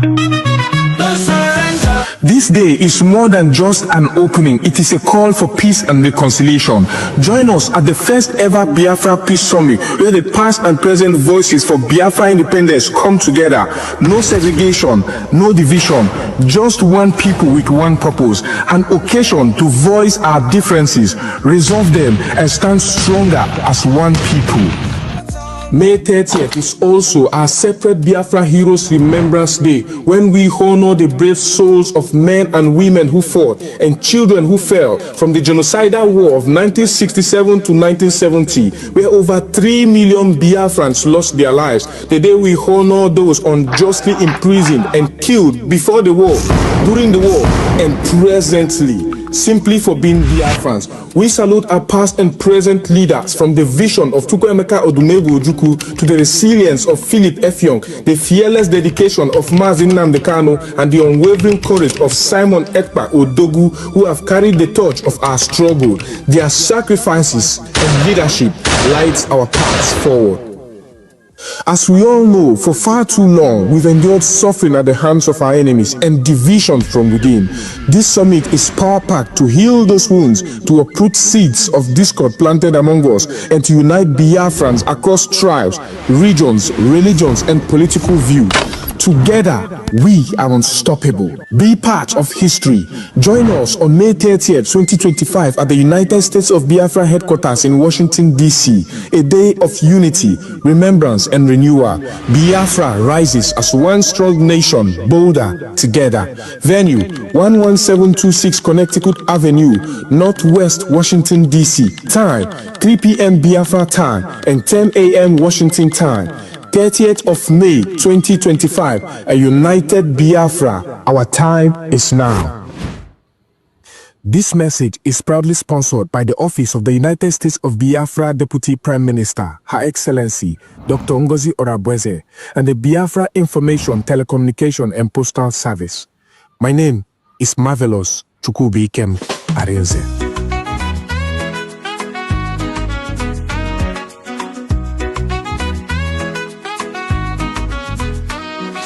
Face many things, we no fall. Them took a Nnamdi Kanu, but we stand tall. Simon Ekpa, them catch we still they strong. We go rise higher, no place for wrong. We no go fall, we go stand.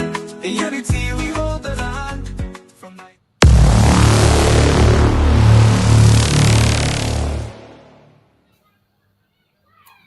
Welcome back, welcome back, welcome back, welcome back. Thank you so much for paying attention. Those are events that are coming on the 30th. Our Heroes Day is fast approaching.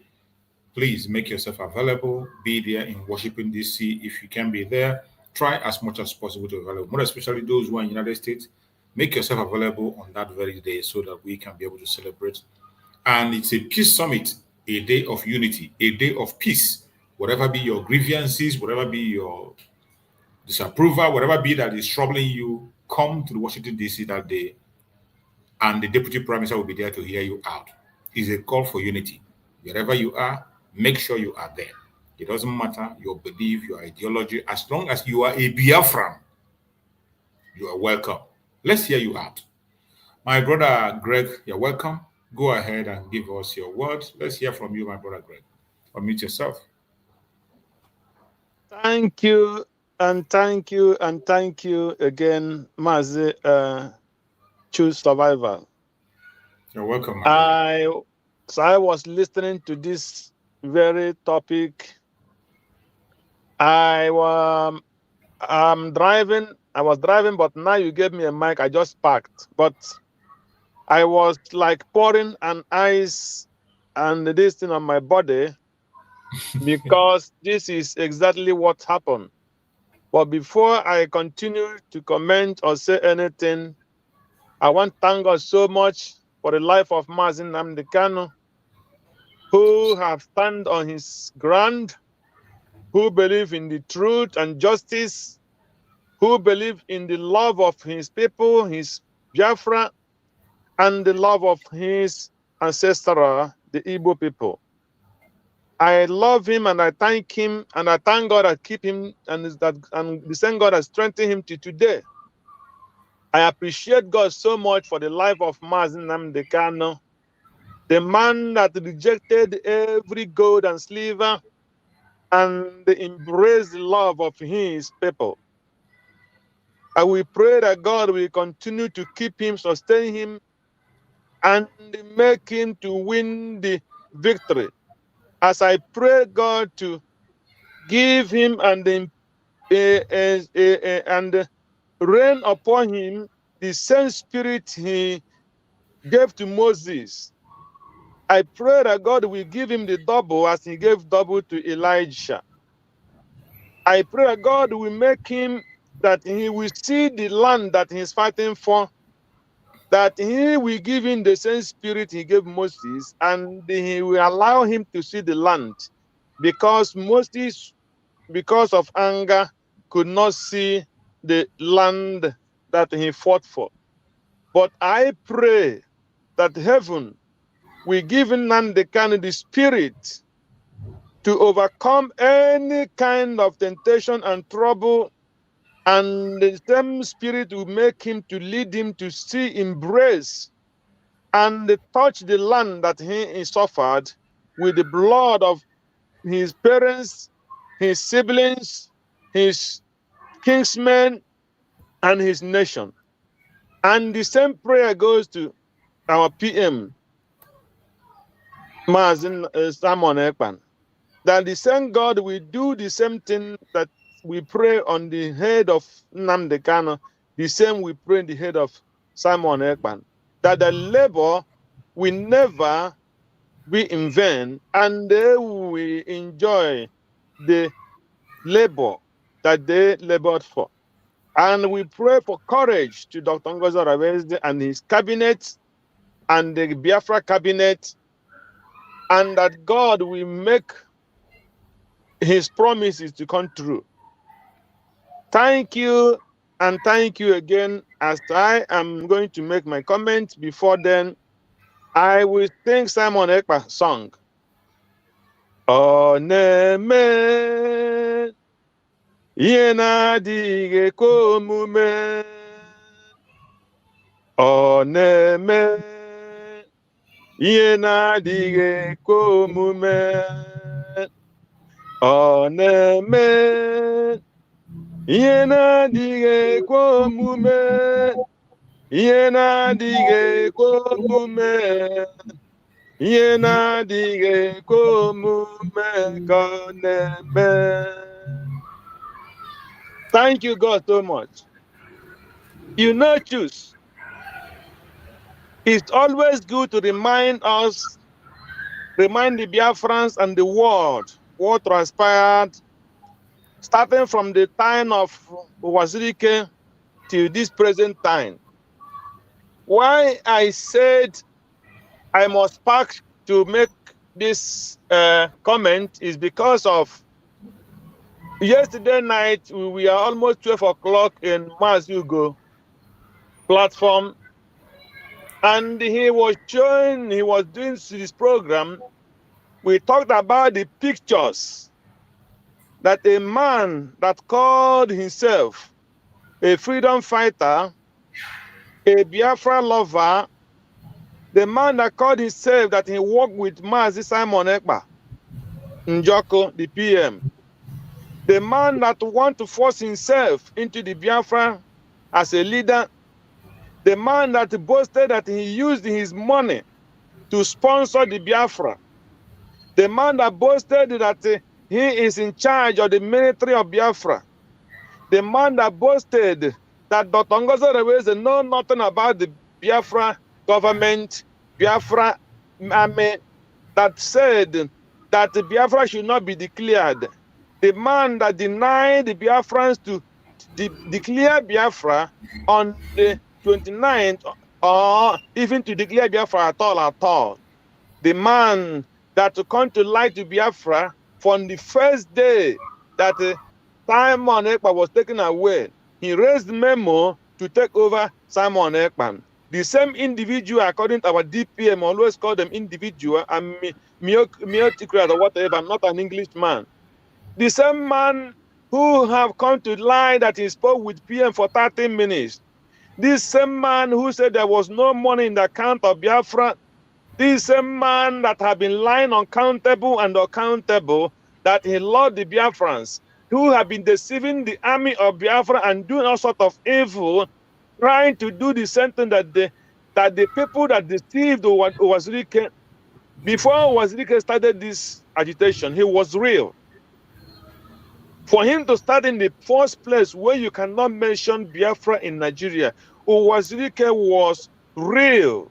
Choose. Wazirike was real. He meant to fight for Biafra. But not knowing that this kind of people will surrender him. He was not prepared for the kind of people he will meet on this struggle. He was not prepared. He was thinking that everybody that come along with him, shouting Biafra, Biafra, Biafra, was real. He didn't prepare for this kind of people. So he took him away and he could not hold it. He could not stand it. And he gave up because they betrayed him very, very easily. And the same thing came during the time of Mazi Nnamdi Kanu. What I'm trying to pick up to me, everything together is this. When they wanted to, their purpose of going to Kenya to pick Mazi Nnamdi Kanu was to kill him and make sure that the agitation stopped. After they failed to kill him in his father's compound, they went to Kenya, tried to find him in Kenya. But because he raised so much alarm in Kenya, they could not kill him. They brought him home. When they brought him home, they decided they have decided already to kill him. They ganged up to kill Mazi Nnamdi Kanu. And all the Eastern governors who were in the power at that time, all of them acceded with all the Eastern politicians. That time, all the politicians in the East, they were still having respect for Mbaka because Mbaka was the one that prophesied for Buhari's coming to the power. And before they were going to this thing, about 2 or 3 months before kidnapping of Nnamdi Kanu, Father Mbaka prayed for Nnamdi Kanu. And because of that prayer, the government turned against him. They turned against him. They come and lied so much against him that because he came to look for contract and they refused to give him the contract, that is why he turned against the government. And when they find out that he knew that they want to kill Nnamdi Kanu, he sent them the signal of warning. Omar, he told them that the only person that is a problem is Father Mbaka. If they can go and get him, that everything will be done. The under 2 weeks, they said they didn't give him contract. Under the 2 weeks, they send the special convoy to go to adoration. They had to go and convince him why they must destroy this man. Let him mention whatever he wants. Surprisingly to them, it became that what he wants is the release of Mazi Nnamdi Kanu. That was why today Father Mbaka cannot talk again. If he dare talk again, that adoration will be closed and they will kill many, and they will buy many people in that adoration. When they find out that that one could not hold, now they remove him, they chase him out to go to America. Soludo won election. And when he won election, he said, I'm going to set panel. If you are a person in the bush, come, I will give you amnesty. I will raise a panel to check if we want to Biafra. He selected even the wife of Mazi, daughter of Dimojuku Ikemba Newi, which is Bianca, was among the panel. That panel to today, nothing happened. After some months of that panel, Soludo come and tell us that today they are working with IPOB. They were surprised for Soludo to come and say that he's working with IPOB. They started denying because they didn't know that he would come to public to say on public and say those things. On that thing, from that time, they all gathered against Simon Ekpa. After that, he made an appointment. He said he will go to see for the release of Mazi Nnamdi Kanu because they are now working with the IPOB. It is only Simon Ekpa now that is the problem.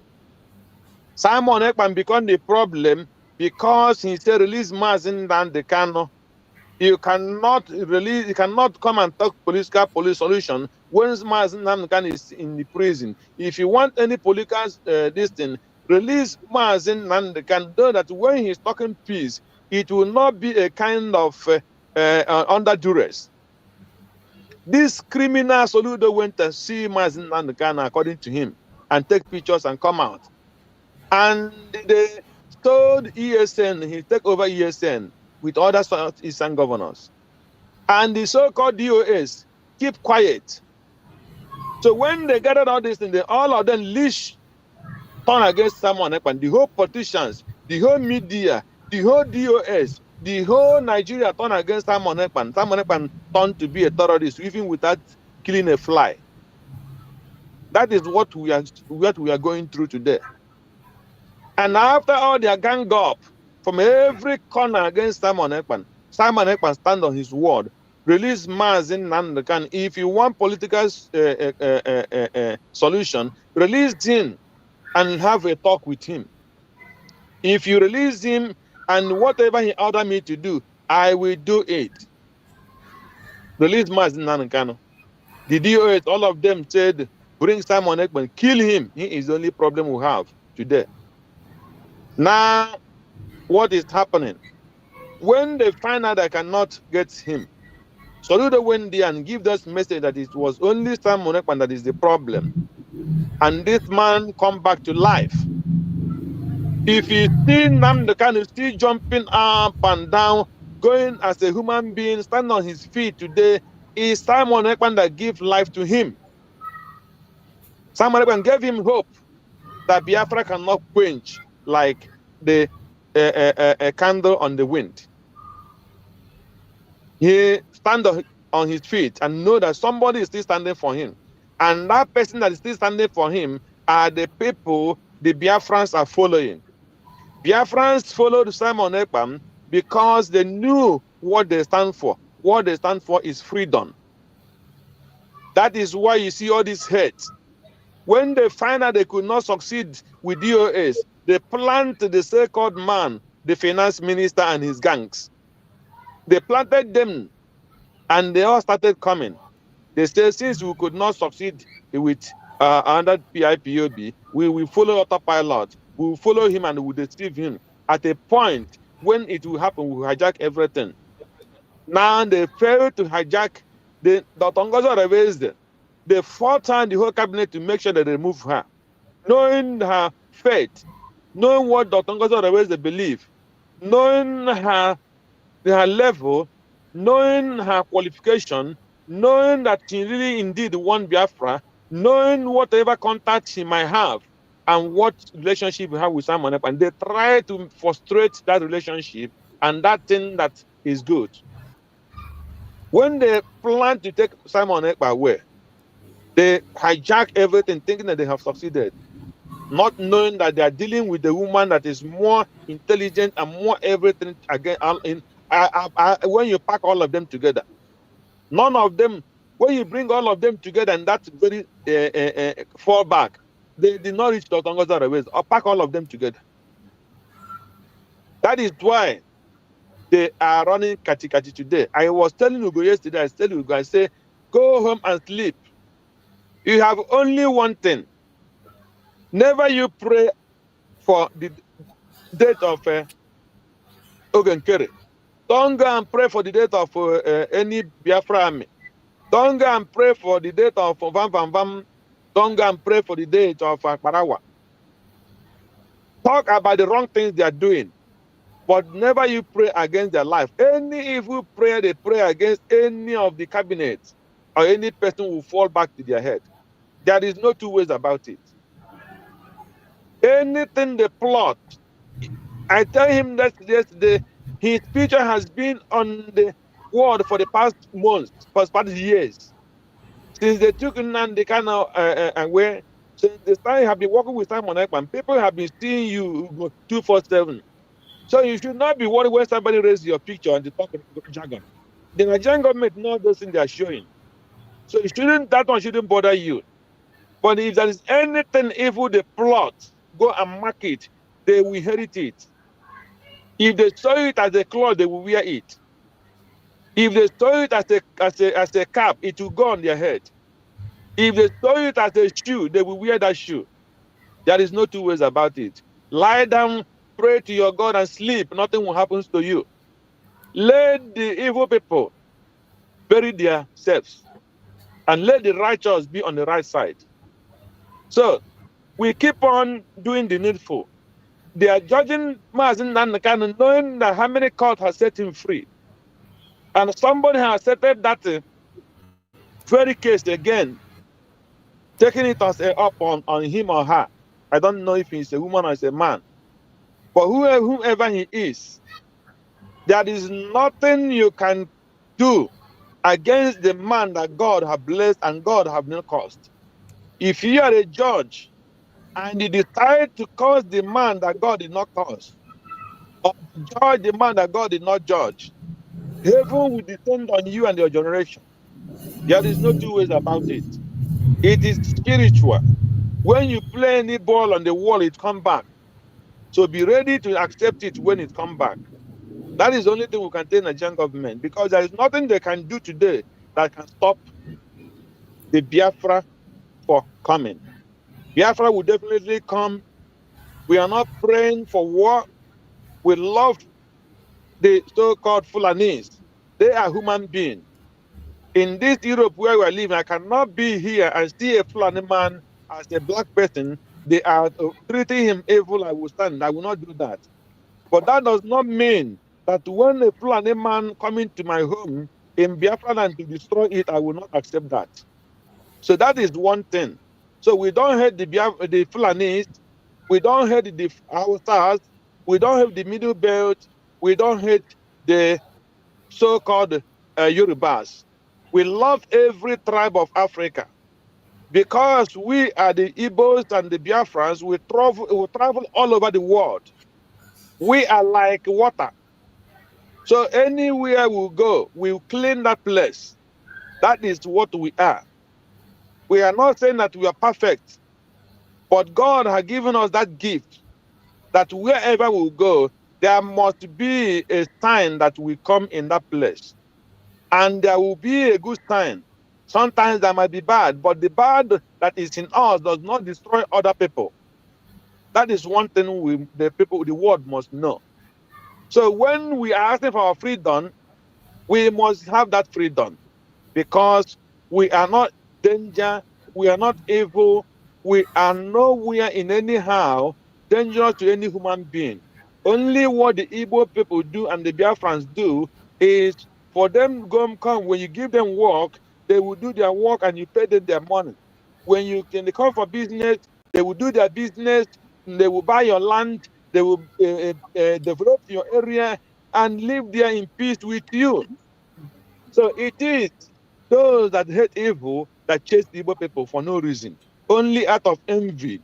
The Yoruba man will not want to learn from the Igbo man what he will do to be like him. Instead, he will become envy and try to destroy his property. It's only envy that Hausas comes with, and the Fulanis and some other tribes come against the Igbo people. Instead of following their brother to know if they will be like them and that do those things, most of those things they do, which is the gift to them and they give to the Africa. Instead of them to harness that gift, they try to destroy it. But it doesn't matter. We must flourish. We must have our land that called Biafra. There is no two ways about it. The world must understand that Biafra has come to stay and nothing will stop it. That is our message to the world today. And that is our message to our people, that nobody will be discouraged, no matter what will be the outcome. I have been saying that we always have to prepare for the worst, so that when God says no, that we will have it easily, we will thank Him and say, Father, you have done well. But when they go and sleep and the enemy will destroy them, that is what we don't want. That's why we keep on coming up every day to say, my people, stand up for your right. Stand up for your right. Your right is your right. Do not let people take them away from you. When they take one, you did not care, they will take all. When they try to take any of your right, stand and say, no, I did not give you that. If you want anything from me, you have to ask for me. If I order you to take it, you take it. But you cannot take my inch without my consent. It cannot happen. That is what we are preaching. Thank you, Mazi, and may God bless you as you continue. And I will be listening. Thank you so much, my beloved brother Greg. You have spoken well. I appreciate you. Thank you so much for giving us your time and for serving Biafrans with every little time you have. You have always done that, even when you are on your tight schedule, going to work, driving, and yet you have to park on the road to speak to Biafran people. That is how important it is to us. Some of us do not know the sacrifice we have to make sure we reach out to Biafran people. That is why some of them, when they see us the way we commit times, they think we are jobless. Many of us have one or two things we are doing. We have our jobs we are doing. We have our families to take care of. We have our private businesses to take care of. But still, that does not take us away from the restoration of Biafra movement. With the little time we have, we always devote time for Biafra. In the midst of all the difficulties, challenges, some of you, when you see us come online to speak, you think maybe we don't have challenges. Some think that we don't have things we are doing. We have a lot of challenges and a rest of responsibilities that is on us. But in the midst of that, if you care about human life, you care about freedom, and you know that this freedom we are talking about is not just about somebody else, it is about you yourself. If you have in mind that this is about you, your future, your generation unborn, you don't have to wait. You don't have to say, because of this person said so, because this person is not doing this, I will not do that. Because of this person did that, I will not do that. No, it is your business. That is how it is for some of us. So many of us, this is how it is for us. That is why you see us, even in the tight schedule. Sometimes we are at work, sometimes even in hunger, in thirsty, we will be talking about the issue of Biafra. So many of us have lost friends, we have lost businesses, we have lost contact because of the call for Biafra. But we don't care, because what is in the future is bigger. What is coming up in the future is bigger. I cannot be able to mortgage my future, the future of my children, simply because of friends, or simply because of contact, simply because of what somebody will say and what somebody will not say. No, I cannot mortgage the future of my people because of that. No, I will always do what I have to do and do it when I have to do it. Whenever I have the opportunity to speak, I will speak. For as long as I'm alive, I will continue to make my contributions to the restoration of Biafra every blessed day. My beloved brother, I can see my beloved brother Christian there, and I see my sister Divine Precious there. So I think let's take Divine Precious. After Divine Precious, then my beloved brother Christian will take the mic. Thank you so much. Go on, Divine Precious. Let's hear you. Unmute yourself. Thank you so much, Mazi Chicks. You are doing a great job. God bless you. Bless you too. Okay, my brother, the Kuku, brother, my brother Greg. Greg. Yeah.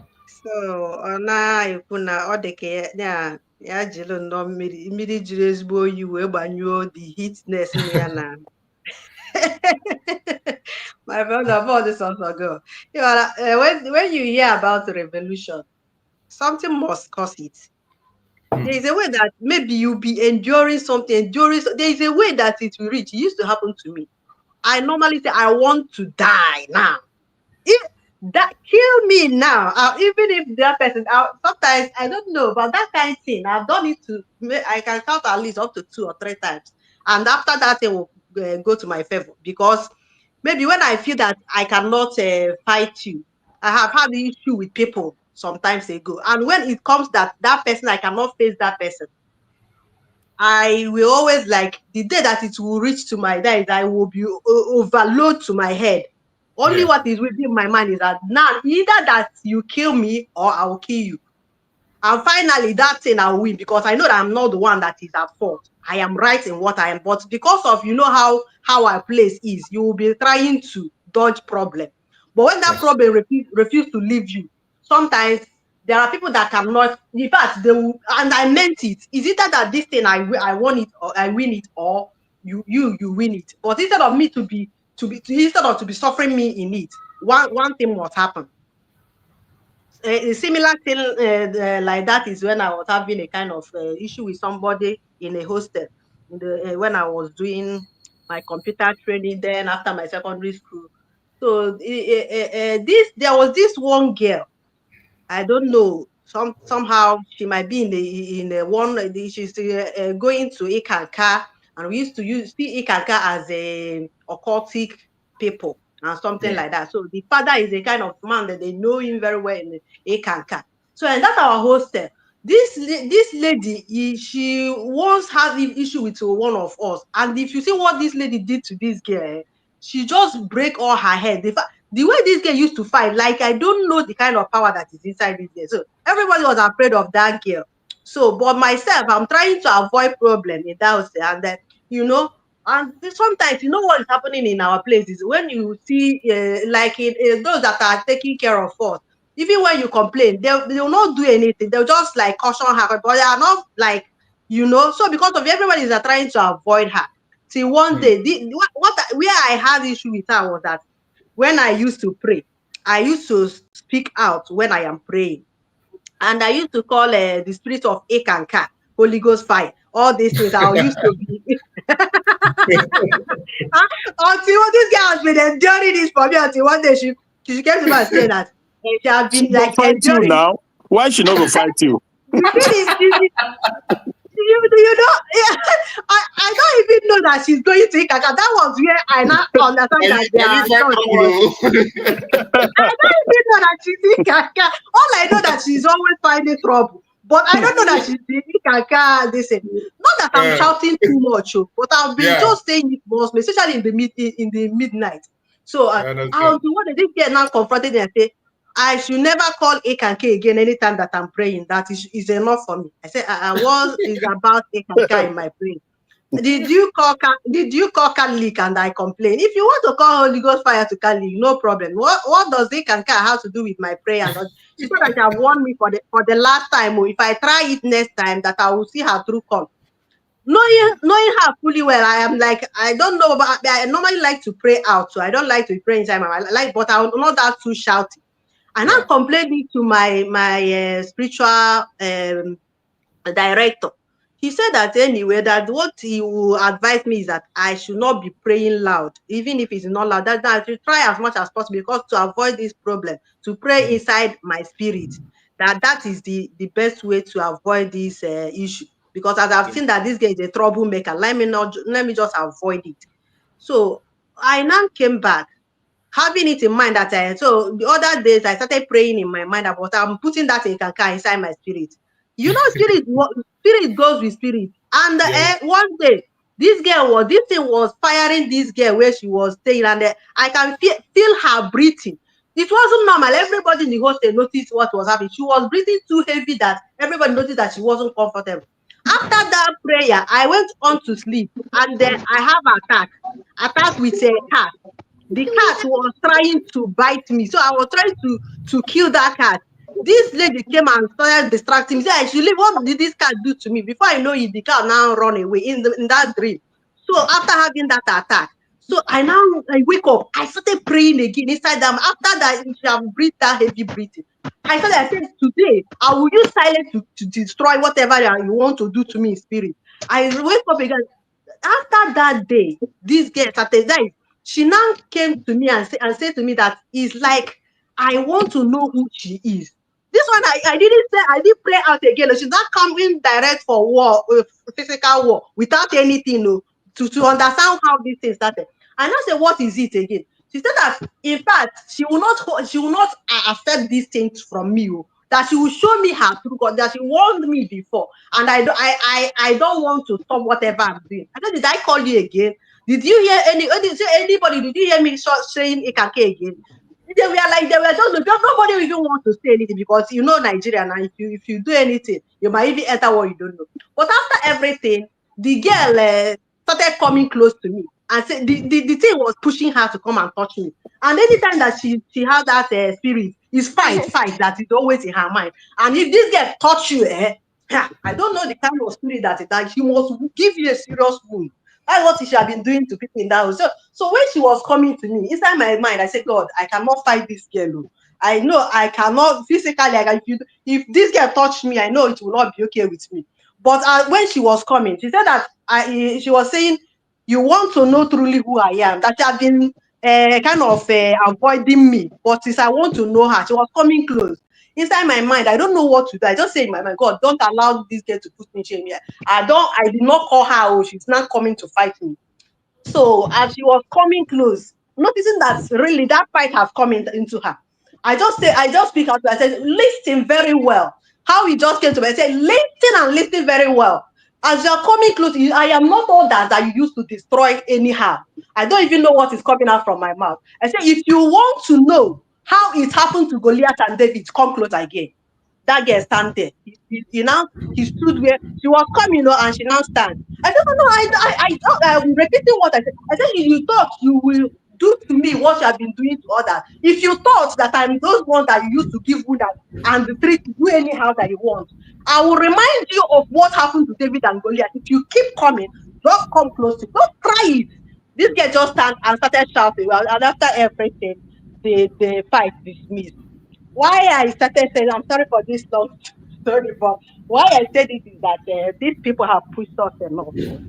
I can't wait for this revolution because everybody is just like tired. If I'm like even to be like it is not even time to be shouting again. Even to this, my brother, I was in his this thing yesterday. In my mind, I was like, you don't even need to reply this thing in everything that is, because what they are looking for is how they will get relevant. Once they bring out your issue and you begin to discuss them, that is where they are coming at, because nobody knows them.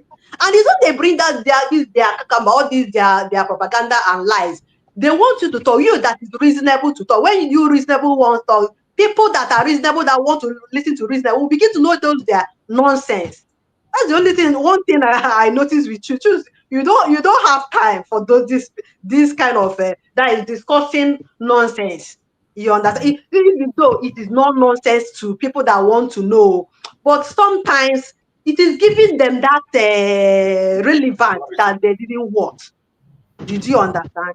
Just like my brother Arin that said something in there's one post that somebody made that the person was saying that our leader Nnamdi Kanu asked them to kill 2,000 people for the head of you see that well, I just said in reply to I think they don't even need to talk to people that are faithless idiots, because and they happen to kill 80. They happen to get 80 in order to put more fire in what we are. But the Arisa was like saying that we should go and report this page. Why? You reporting what? Many are there, faceless idiots and faceless people that they don't even identity. They just forge this thing and enter to just cause trouble. Some of them might have many followers, but if you go, some people entered into this space just to fight, even from Nnamdi to this time on, all of them. So here, it doesn't matter how the followers you have. Also, some of them are those agents that came even right from Wazirike or even they don't want it, and they have been fighting. They are tireless. They are tireless. They are not tired though. They are not getting tired. They continue to do what they are doing. That's why all of us who are doing the right one too should not be tired. Because when you think of this, my brother, is not only you. Sometimes my head used to pop and come down. The fact, I'll just caution myself. The only thing that is giving me joy, if you look at the mystery that has passed through in this movement, you have every reason to say thank you, Lord. Thank you, Chukwu Okike Abiama, for who you are. Because it's not by man-made. Who knows that our PM will have issue? And who knows when people were saying, this woman is one Nigeria, he did not listen to them. The same thing that happened to our leader Nnamdi Kanu, when people were saying this man is a agent or this man is the one Nigeria, he didn't listen to them. The same thing with this our DPM. So tell me, are you not seeing the hands of God in it? It is very difficult. I was discussing with somebody yesterday, and I was like saying, "Oh, this thing is just pissing me off. I don't know this zoo can never reason like you." In fact, the worst part is that the world is not saying anything about it. I don't. He just said, "Do I know? Let you give me example of all this thing that is happening." See that the person, he was like, "You know that the food that you eat. Take for instance, soup. This soup." The baby, if you use onugbo, that bitter leaf, if you use oil, if you use salt, if you use maybe egusi, what is it called in English? So whichever one that you use to make that soup to become a soup, can I think back how those things that was used to prepare that soup is being manufactured, how it comes to be a thing to be used? Take for instance the leaf. That bitter leaf went through process of planting, from planting to growing, from growing to it became a leaf, and person got it to prepare it to wash it and do it before it gets to your. And not only that one, you have to, all of them have all their processes so before it became food. And now when you're enjoying it, you will not understand the mystery that is in that food, the processes that all the ingredients you use, the process that it took before it become a food. But when you're enjoying it, you might not get it if you did not think about it. That is how this our Biafra movement is becoming. And when you see that something is very special or want to be a kind of another history that the whole world will learn, when you say we should expect the worst, my brother, you are right. We should expect anything can happen now. And the only thing that I'm asking God, whichever one that comes, always give us second chance. Always give us a second way to escape it, because they have tried it all around, but we are still winning. So I will hold it here by saying we should not lose hope. All hope is not gone yet until God finish what he has started. And another one that is in my mind is that when people say, "Hey, go to Russia," "Hey, go," our battle is not a Burkina Faso battle, and Burkina Faso is not our battle. These people, we know, especially our government, they are choosing people. God just selected them. They know what they are doing. And sometimes as a novice that doesn't know, or mediocre, our DPM don't normally say it. When you see things like how you are seeing it by eye, or you don't know what is inside, you might be talking anyhow. Because when you see all these people that when they speak just like this one you are that is showing now, after speaking, they will not take any action. It doesn't matter what you are saying, it's the action that is inside it. So don't blame anybody on what they are doing now. Just pray that God will give them the right thing to do, not the way you want it, but let it come the way God wants. Because if you follow Burkina Faso or anyhow they are seeing it to do it the same way, it might not work out the way you are seeing it. So let us take it a kind of this journey that God started. That God that started it will direct us on how we will do it till it's accomplished. I just listened to one video that our leader, our PM, say, where he was saying that freedom will not come from Nigeria. It will not come from any African, and it must come from Europe, especially this Finland where he is. But you see what is happening today. So that's why we are in fact, let us hope on this our God to finish everything. All this thing is happening that our story will be very interesting. Everybody in the whole world will like to read it. And I just as we are reading Bible, I believe that our own, the whole world will read it. Thank you so much for this long statement. Thank you too. Thank you so much, my sister. I appreciate you for that wonderful contribution. You have spoken well. Thank you so much. May Chukwu to guide you, protect you, and strengthen you. My brother, Christian, you are there? Bro, Christian. Mazi choose. Let's have you. You're welcome. We don't know. Yeah. I mean, okay, favorite topic. I'm just a batak now, so. Just the aftermath discussion after the court. What do you expect? What to expect? What are we expecting now that as the court is going on? We started from looking at where we are coming from, where we are going, and where we are heading. So, what are the expectations? What are the expectations? What are the possibilities? Right. That's what we are just discussing. So, we're saying that everything is possible. Nobody should put a high hope because Nigeria can do anything. Exactly. So our freedom and the freedom of Nnamdi should be wholly dependent on what we do. We should focus on what we are doing and continue to do what we are doing because only Biafra will guarantee the freedom of Nnamdi. 100%.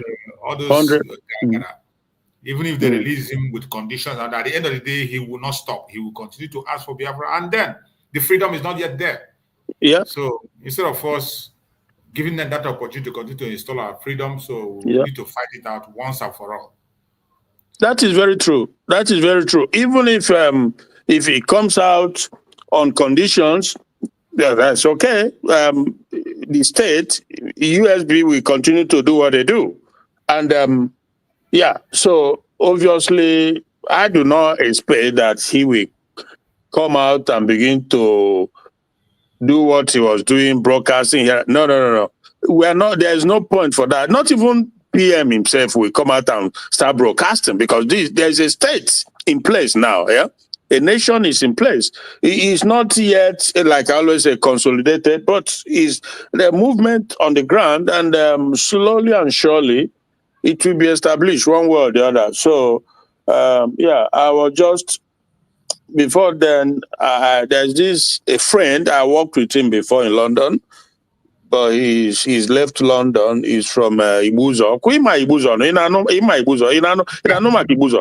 Yeah. So we are talking about the problem, the ongoing problem in India and Pakistan. So one thing led to another, and he was saying that he heard about Biafra redeclaration and the constitution, that religion. So we were just leading from one, topic to another, just like that. And for a very long time since morning, we've been on it. So I told him, so he said basically that the fact that Islam is not in the constitution, blah, blah, blah, that is setting up the, a situation of future, blah, I told him, look, but it doesn't matter what your opinion is. I told him that what matters, what should be important is that you come in and make your contribution. Exactly. You have to put your opinion across. That is what makes a nation, So you cannot sit on the fence and be condemning the constitution, saying things that that's okay, you could be right, but you have to come into the platform, come into the settings, and express your opinion and see what happens. And then at the end of it all, democratically, things get put on a vote, right? So majority will carry the day. That's how it is in every democratic setting. But if you are sitting there and you read something and you just criticize that why should there be, because he is an atheist himself, So that why should it be that they don't have they only have 3 recognized religion in the constitution? I said, well, so I just told him basically, I said, look, that it's like sometimes we also have to go by the antecedents, the things we see going on around the world, and that has been going on almost forever, you know. So and whom we are, we know whom exactly. we are. Yeah, I told him, I said, look, that beating about the bush, him trying to borrow all well, but he said to me that there are a lot of converts, you know, Islamic converts, blah blah blah. So am I saying that? I said, no, look, that you are free. If you're a convert, you are free to practice whatever you want to practice. But it's not part of it. That is not who we are. It's not, or it's not officially. It can't be. Why? You know. So I did a lot of explaining, and we were just arguing. He just said so many things. But at the end of that, I said, look, okay, today, sometimes the world they shy away from. They keep like some situations you cannot manage. You have to be decisive. You cannot. You know. Look at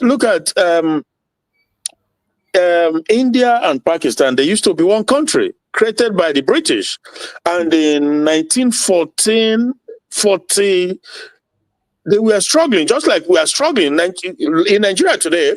And I think it was in 1946 or 47 thereabout that well, that is a long time ago, you know. So the British came and they split it. It was splitted up, and you now have majority Muslim Pakistanis and majority Hindus, Indians, and the Kashmiri, that is the focal point of unrelenting. It's happening now as we speak, but it's been going on from time to time, and they find a way to stop it. But why does it keep reoccurring? It's because in the Pakistani side, they have the Islamists with their usual agenda of conquest and expansionism and stuff like that. So about a week ago, or maybe like 2 weeks ago, they came in and slaughter people who were in a like festive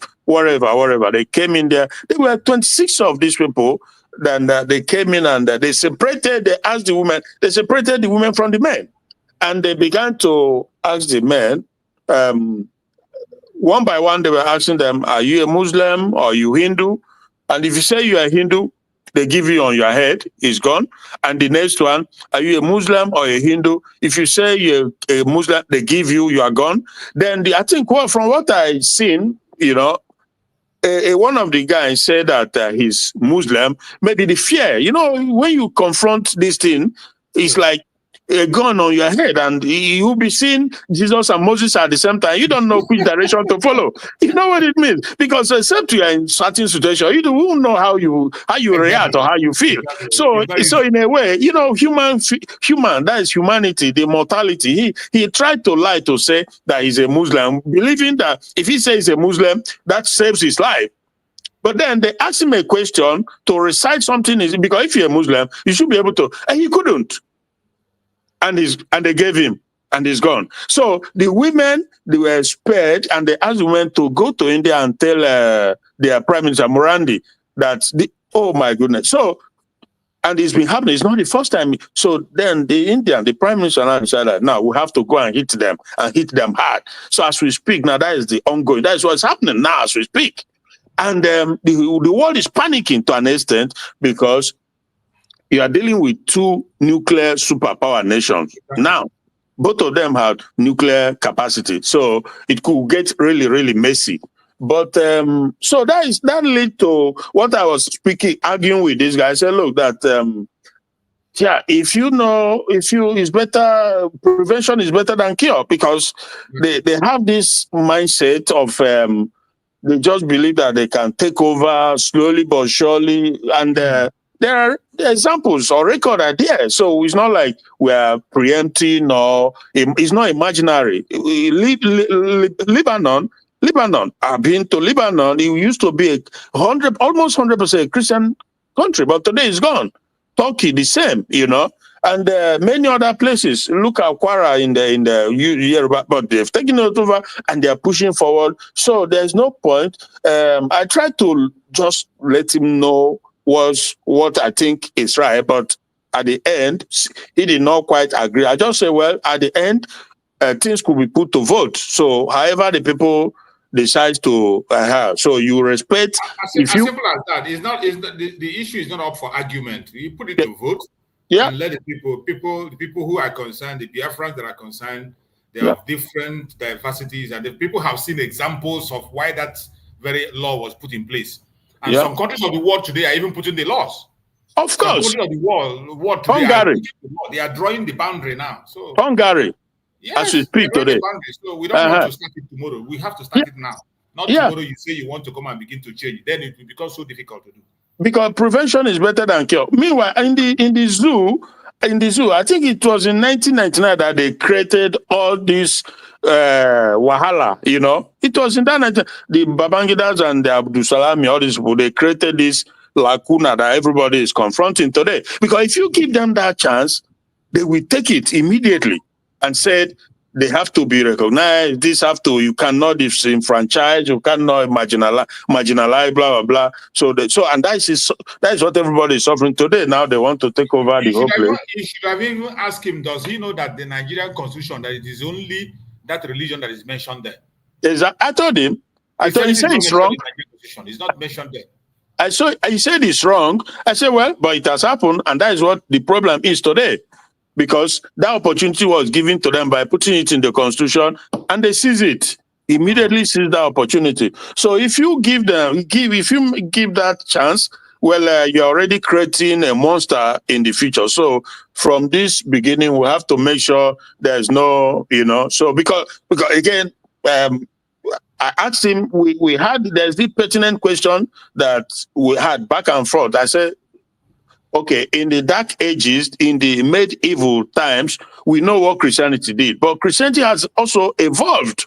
Christianity has evolved. As I asked him, I said, point to me anywhere in the world, any country, anywhere in the world where you have Christians armed, gather people, terrorize people, and ask them, call them infidel and said, if you are not a Christian, they chop off your head, stuff like that. We went deep. Trust me, we went deep. He couldn't answer it. I said, no, tell me. So but I can give you many examples of what the other side, what Muslims are doing in the name of their religion. They are doing it in Nigeria. There's no one single day that passes. People are not being, why? In Nigeria. Either in the north or southwest or everywhere it's happening. And look at the one, I just cited example to him about this one happening right now in India, where 26 were why? Just because they are not Muslims. So how can you see all these things and you want to wish it away? No.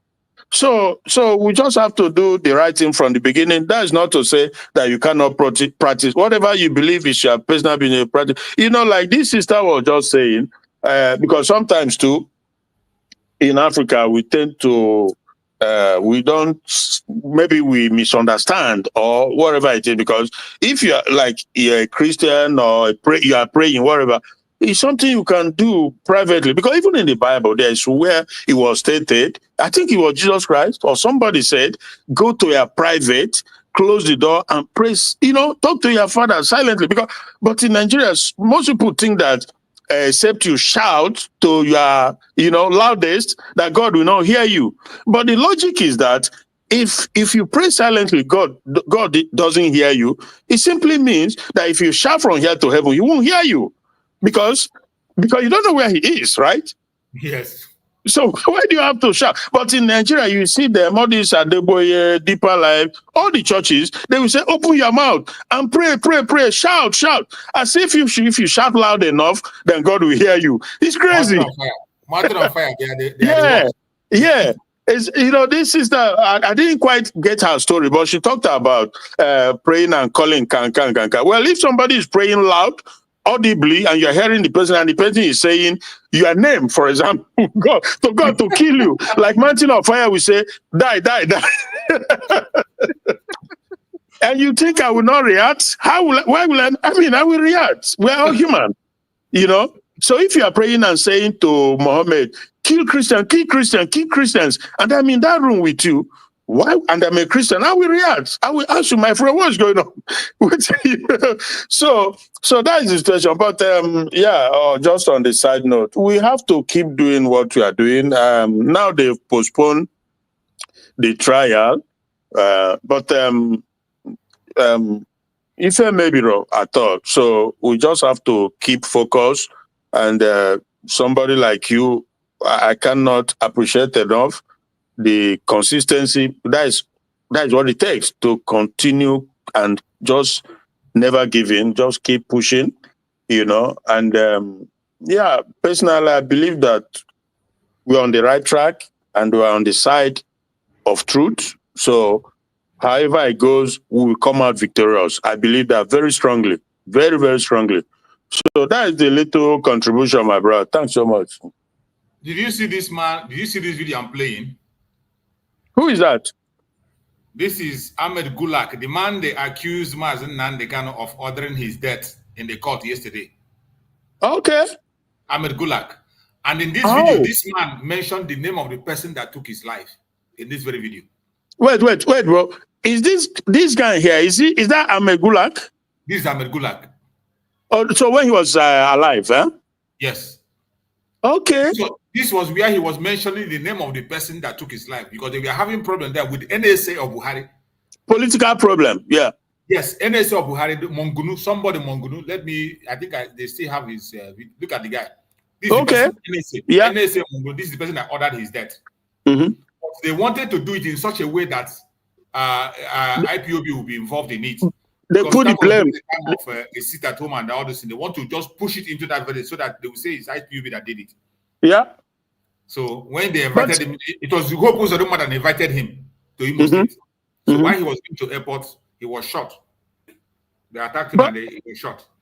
But in this video, he mentioned the name of this man. He challenged this man. This was the person he was challenging. Mongunu or something. Yeah, I remember this case. Let him come and take his life. That he will never stop talking. That he will continue to reveal the secret and say what he wants to say. That this man cannot stop him. He knows that this man has taken the life of many people. That wants to take his own life. That let him try. So I think if I remember correctly, did Hope Uzodimma not clarify that, or am I right or wrong?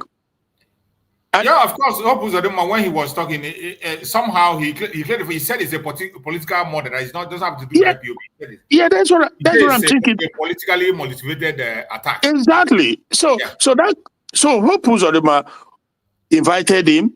Yes. He is the governor then, and he's still the governor. He has made the clarification that it was politically motivated, stuff. Then, so they brought it up in the court again yesterday. But that doesn't carry any weight at all because there's a video evidence that rebooked so obviously, yeah, they have no ground, absolutely no ground. This one is the answers where they were accusing that Mazi Nnamdi Kanu ordered the destruction of buses. This is the Lagos State bus that brought the hoodlums that attacked people. Look at the bus. But you know that all these are mere unfounded allegations. Because first of all, that is why we need to replay it back. The lawyers formed NSAS. He has no either physical or financial or whatever support into NSAS.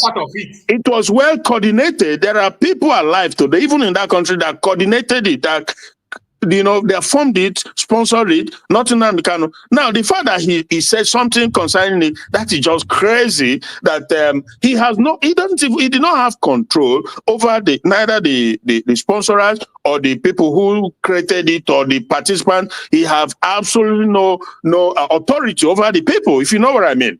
Yeah. So just like anybody, I can say anything, somebody can say anything, but if you don't have evidence to prove or to connect that person is responsible, somebody can come to court and say, by somebody. He can say it, right? But that is not enough that he said it. There has to be a link, a connecting. So Exactly. so these are things lawyers does, it's their job. That's Somebody in law. That's what I'm going to do from 14th to 22. Yeah, they have time. Yeah, they have time. They have time now to work it out and confront them because what did I want to say? You can't stay in the UK and you tell somebody go and do this just like that. No, there's just no there's no logical evidence to that effect. Anybody can say anything, but in the court of law, you have to prove beyond just a mere word, okay? Just mere word. So if you talk about self-defense, the creation of vigilante, the ESN, because that is what ESN is then, and then Kanu said it, that ESN is not Biafra military or any no. It's a vigilante created to defend our women, our children. You know what I mean? Which is also, even in any court of law in the world, you have right of self-defense. So trust me, bro, with these senior advocates who are in charge, there's basically no ground to hold this man. If the zoo decide that no matter what, they've determined not to let him go, that is a different thing. It's not because he's guilty. No, because he's not guilty. He will be free in any normal judicial setting. So that is the thing. But we will be following. We'll be following them. We'll be watching how things goes. And frankly, I thought yesterday was going to be the end, but you also said it that it's very likely they won't be able to conclude it, but that is fine. So while we continue to play our part and be watching with one eye what is going on there, and I think in May also, is it not in this May or June? I don't know. The one from the PM will be coming up. Is it May? I think it's May too. Should be this month too. Yeah, because if you ask me, I think that these things are linked. They are connected in a way because we are dealing with some kind of conspiracy here. It may be even globally, So the fact that they are holding him, Finland has allowed themselves to be used. It's unfortunate. It's very unfortunate that Finland allowed themselves to be put in this position. So, and I say unfortunate because we will never forget this. We will never. It don't matter what they've done in the past. We knew during the Civil War, where we read it during the Civil War, the part they played, which was good. But this is when it matters the most. They fuck up. This is when it matters the most. They decide to take but everything will be there for history. So, like I said, it's really sad that they've now created this maybe irreconcilable situation between them and Biafra. Because as for Biafra will be actualized eventually, and history will not forget the parts So that is the situation, my brother. Thanks so much. Thank you so much for that amazing contribution. We appreciate you. My brother Greg, are you still there? Let's hear you out. Yes, Mazi, Juice. Nigeria are master in propaganda. They know how to cook up stories and lies. Their only strategy they know is not to produce something good or achieve a good result. The only thing Nigerians know how to do is to lie.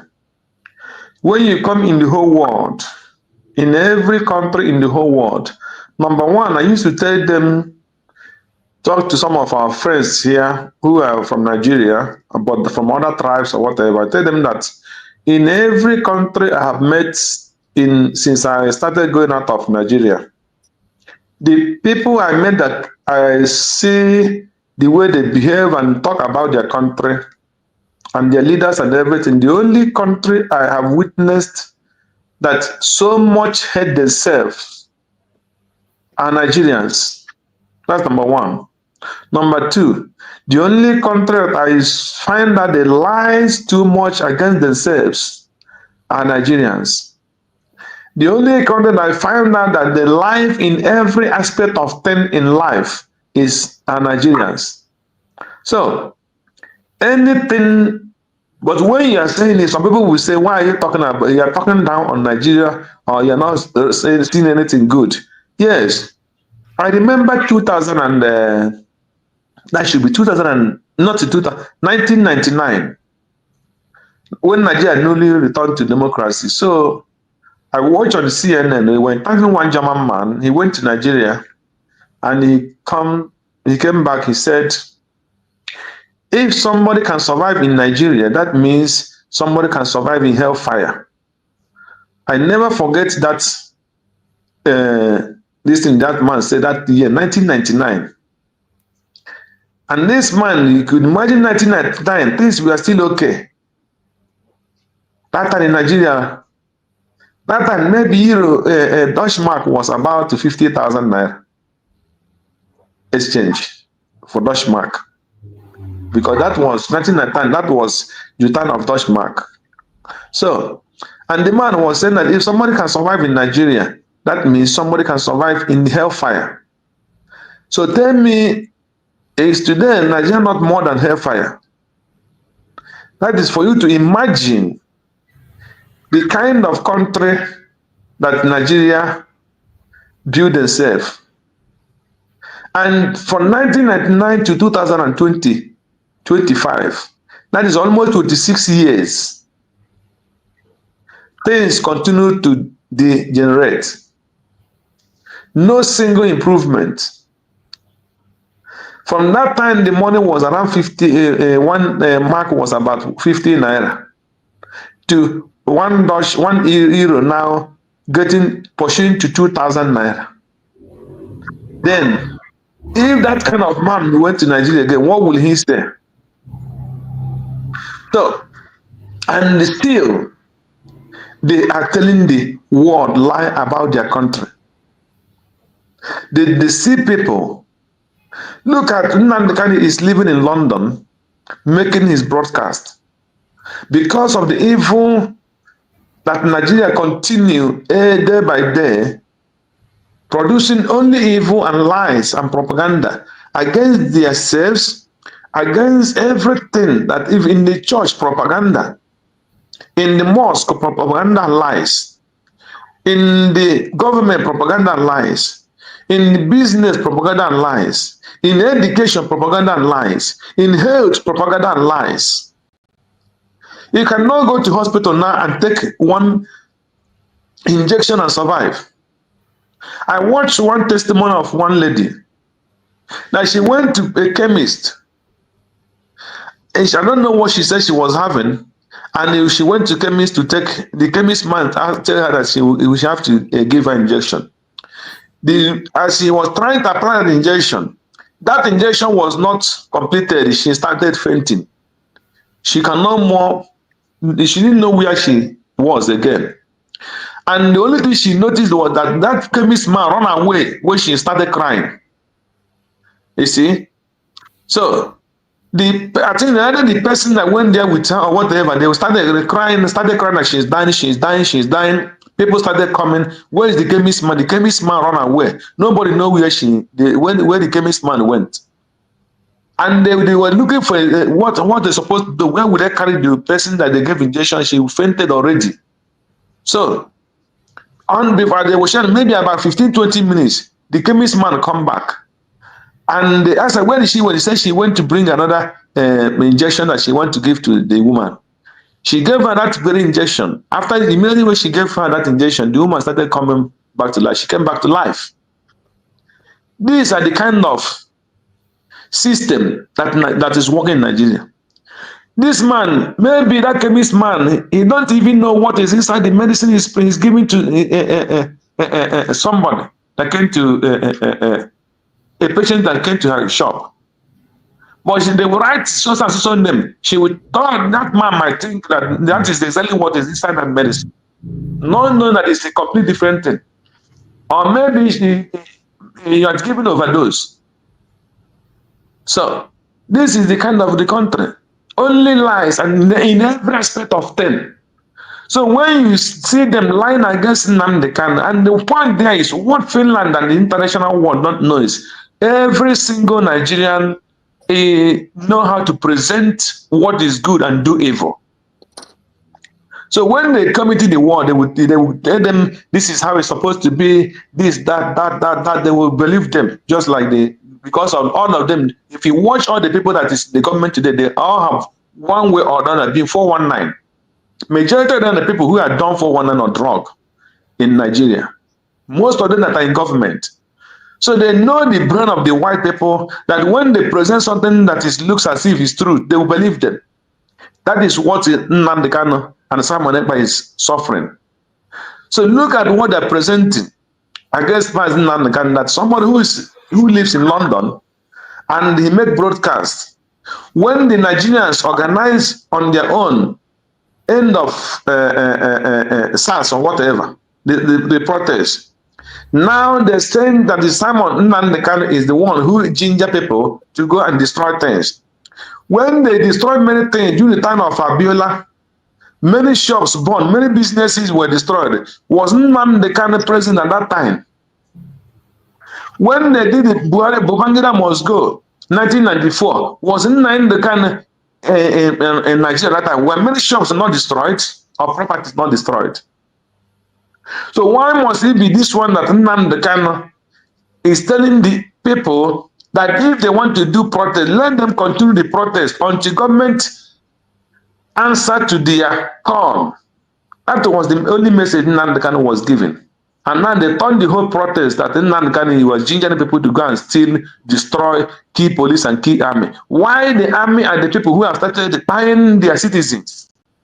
Before Nnamdi Kanu started getting angry and say, when they buy you, turn and buy them. Stop when they buy you, run away. When they buy you, look for something and retaliate so that they go on defense. That is his offense. Why must we encourage people to defend themselves? That is what they are trying to tell them, but they cannot use that language direct. To tell them, why must we incite people or ask people to defend themselves? Let them use that language. I think that's the best language they're supposed to use. Why must you educate people to go and defend themselves when the police and the army are buying them? That is what's supposed to be. But they're using it, you are inciting people to attack the force, you are inciting people to attack the government properties. That was not what happened. So what happened was Nnamdi Kanu was encouraging people when you are protesting and they come to buy you, stop running away, because when you run, they will continue buying you. When they try to buy you, look for something and defend themselves. They are not supposed to buy you. You have to defend yourself. The job of the army and the military is not to go and buy their people. It's to defend them and protect them. That is the only sin Nnamdi Kanu committed. That is the sin Samuel Ekpa is committed.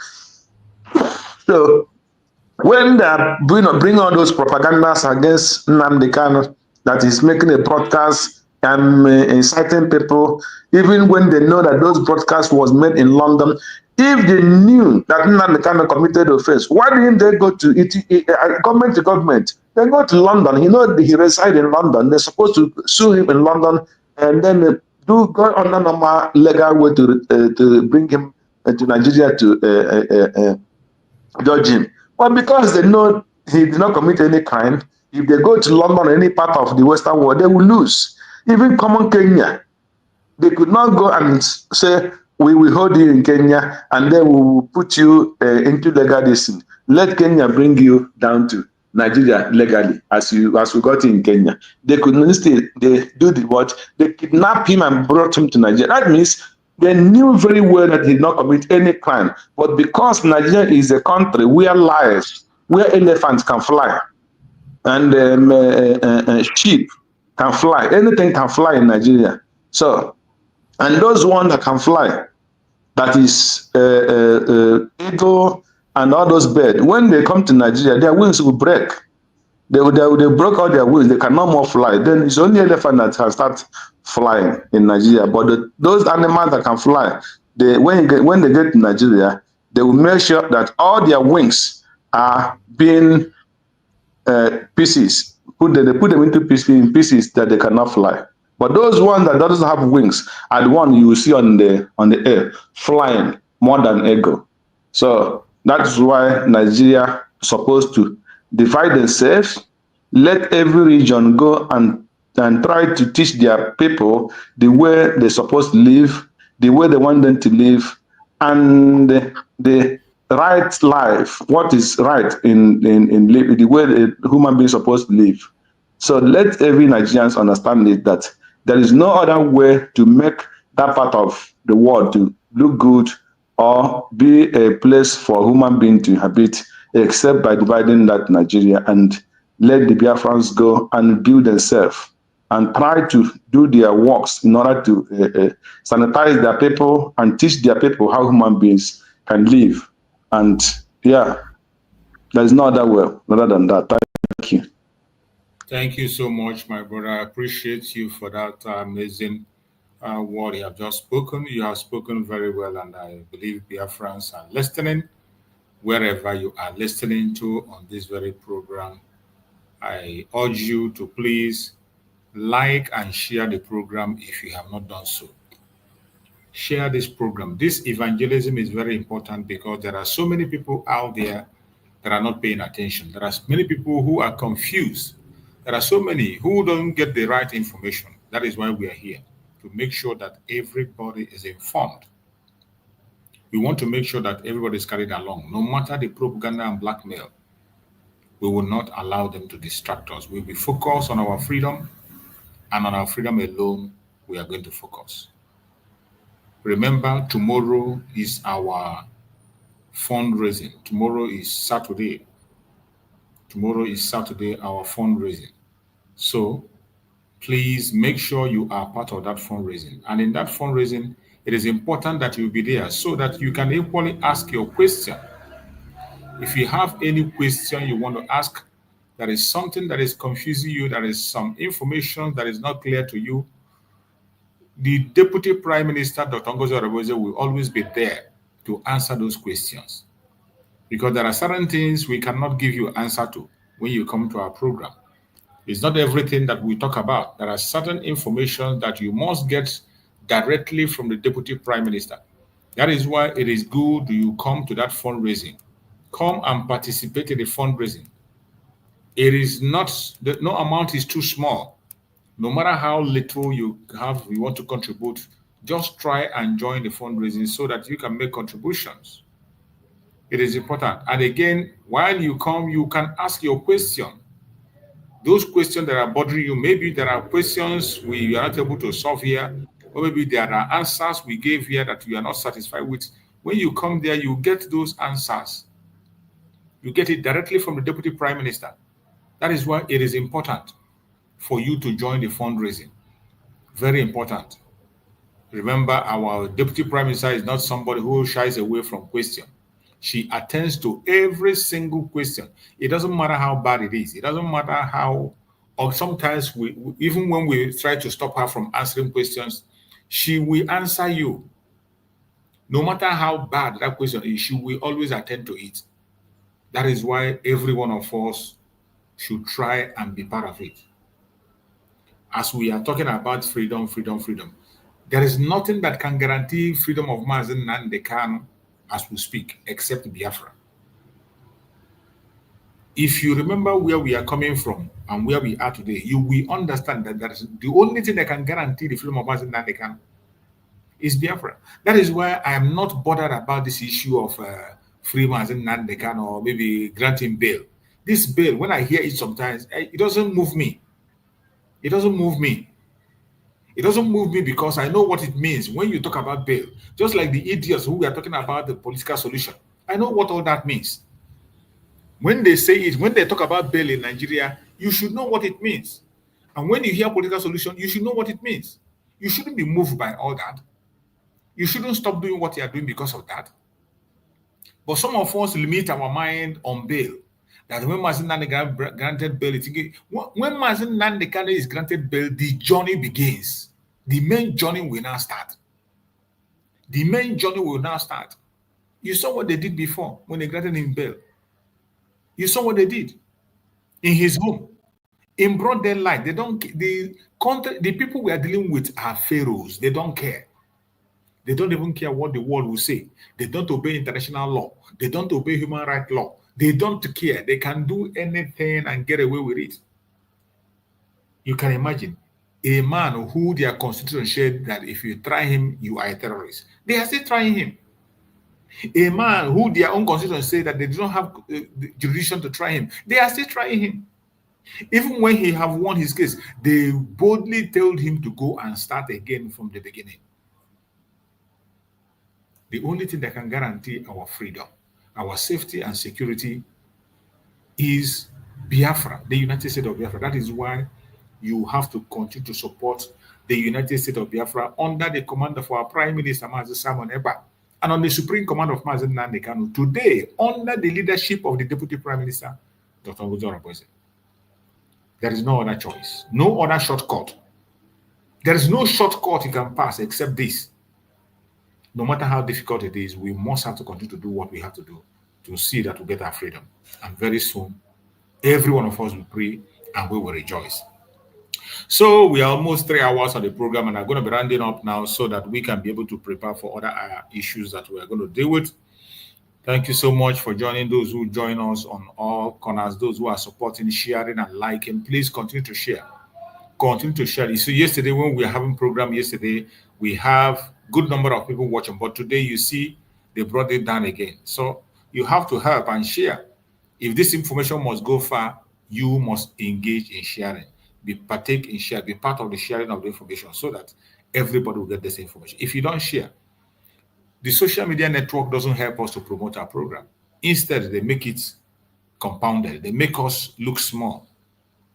So the only way we can overcome them is by your support. So please try as much as possible to support the best way you can. So let us go on our closing remark.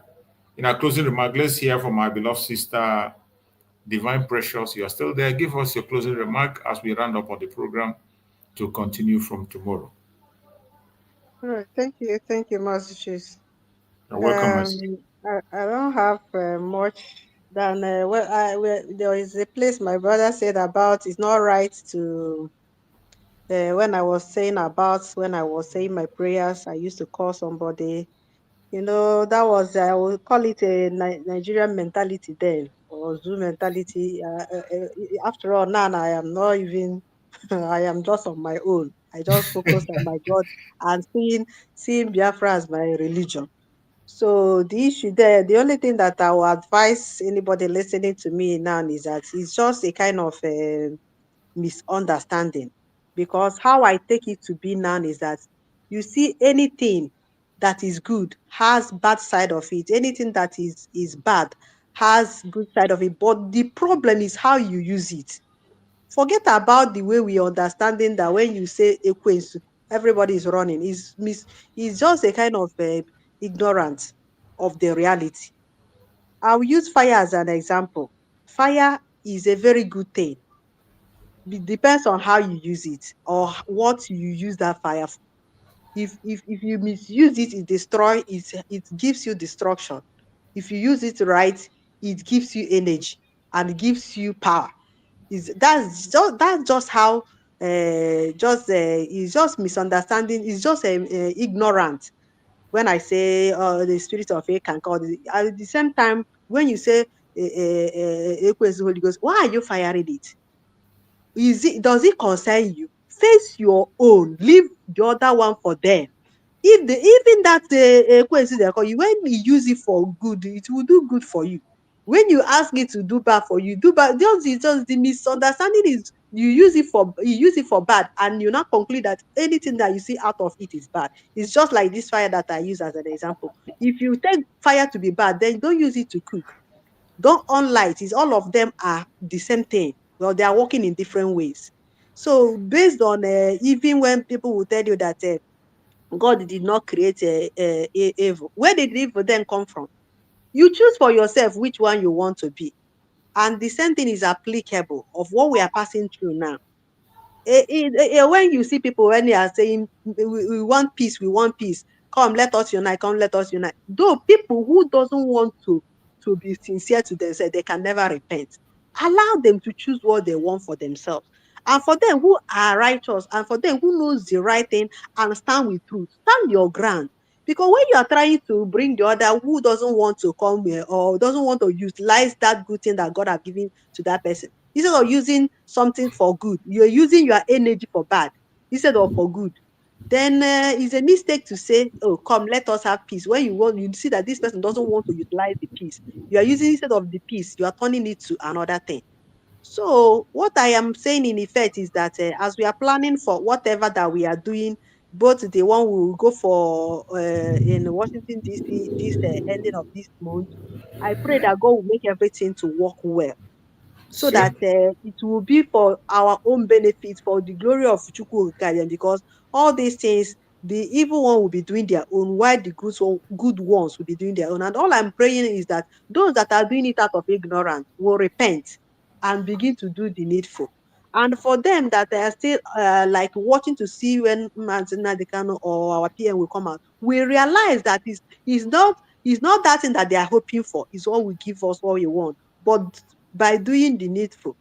And to them that will help, just as our leader said, he wants 100 men. And even out of that 100 men, he just got one. And that one have served perfectly well, more than what even that 100 would have done. The same thing is what I'm praying now, that God will see, that this spirit will see penetrate people who will help this our DPM to finish the remaining one, so that everything will end up to be for the glory of Chukwu Okadian. So I will conclude it by saying, and you too, you all the media warriors that have been doing their possible best, that this effort will never go, it will never be in vain. The little effort you are putting out will continue to bear more fruits every day and days till our intention come to reality. Thank you very much.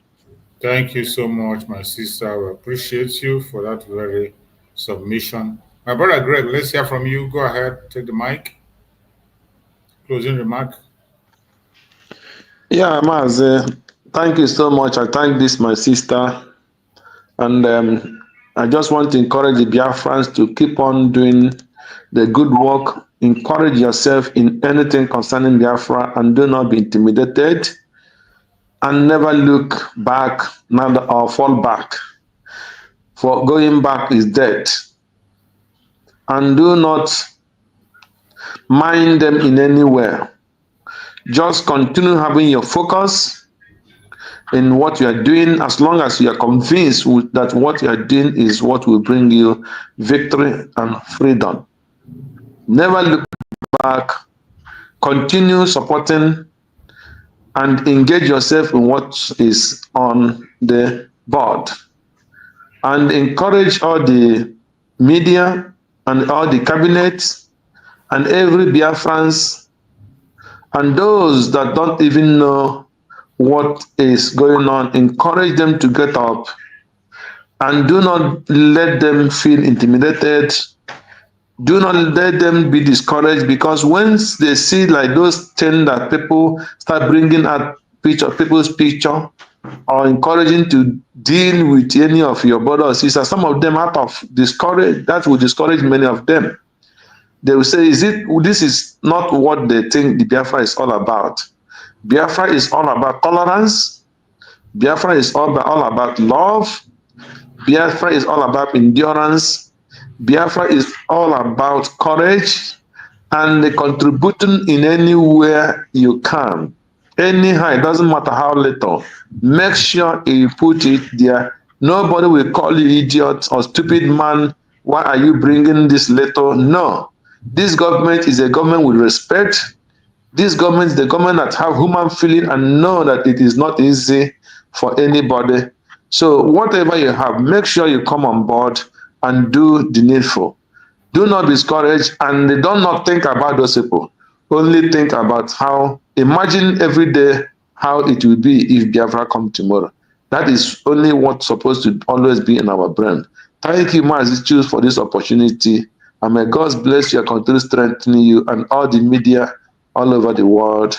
and strengthen all the cabinet, and especially the men on the uniform, the Biafra armies. May God be their courage, and may God sustain them and protect them, and give them unity, not to sabotage each other. That is our prayer and our conclusion today. Thank you, and may God bless you, and bless Biafrans. Thank you so much, my brother. I appreciate you for that amazing and wonderful conclusion. I appreciate every Biafran that have joined us on this program, those who are in the comment section commenting and those who are not commenting, everyone that have joined us today, those who are sharing. Please, if you have not yet shared, share the program. If you are not following the platform, please subscribe and also touch your notification bell so that you'll be notified when we come online. I appreciate every one of you, and I say, may Chukwu Okike Abiama continue to guide and protect every Biafran, wherever you may be. I pray that Chukwu Okike Abiama will be your guide, be your protector, be your savior. Please make sure you are part of fundraising tomorrow. It is very, very important. There is no excuse to give. Make sure you are there. And when you are there, you will also have the opportunity to ask your question.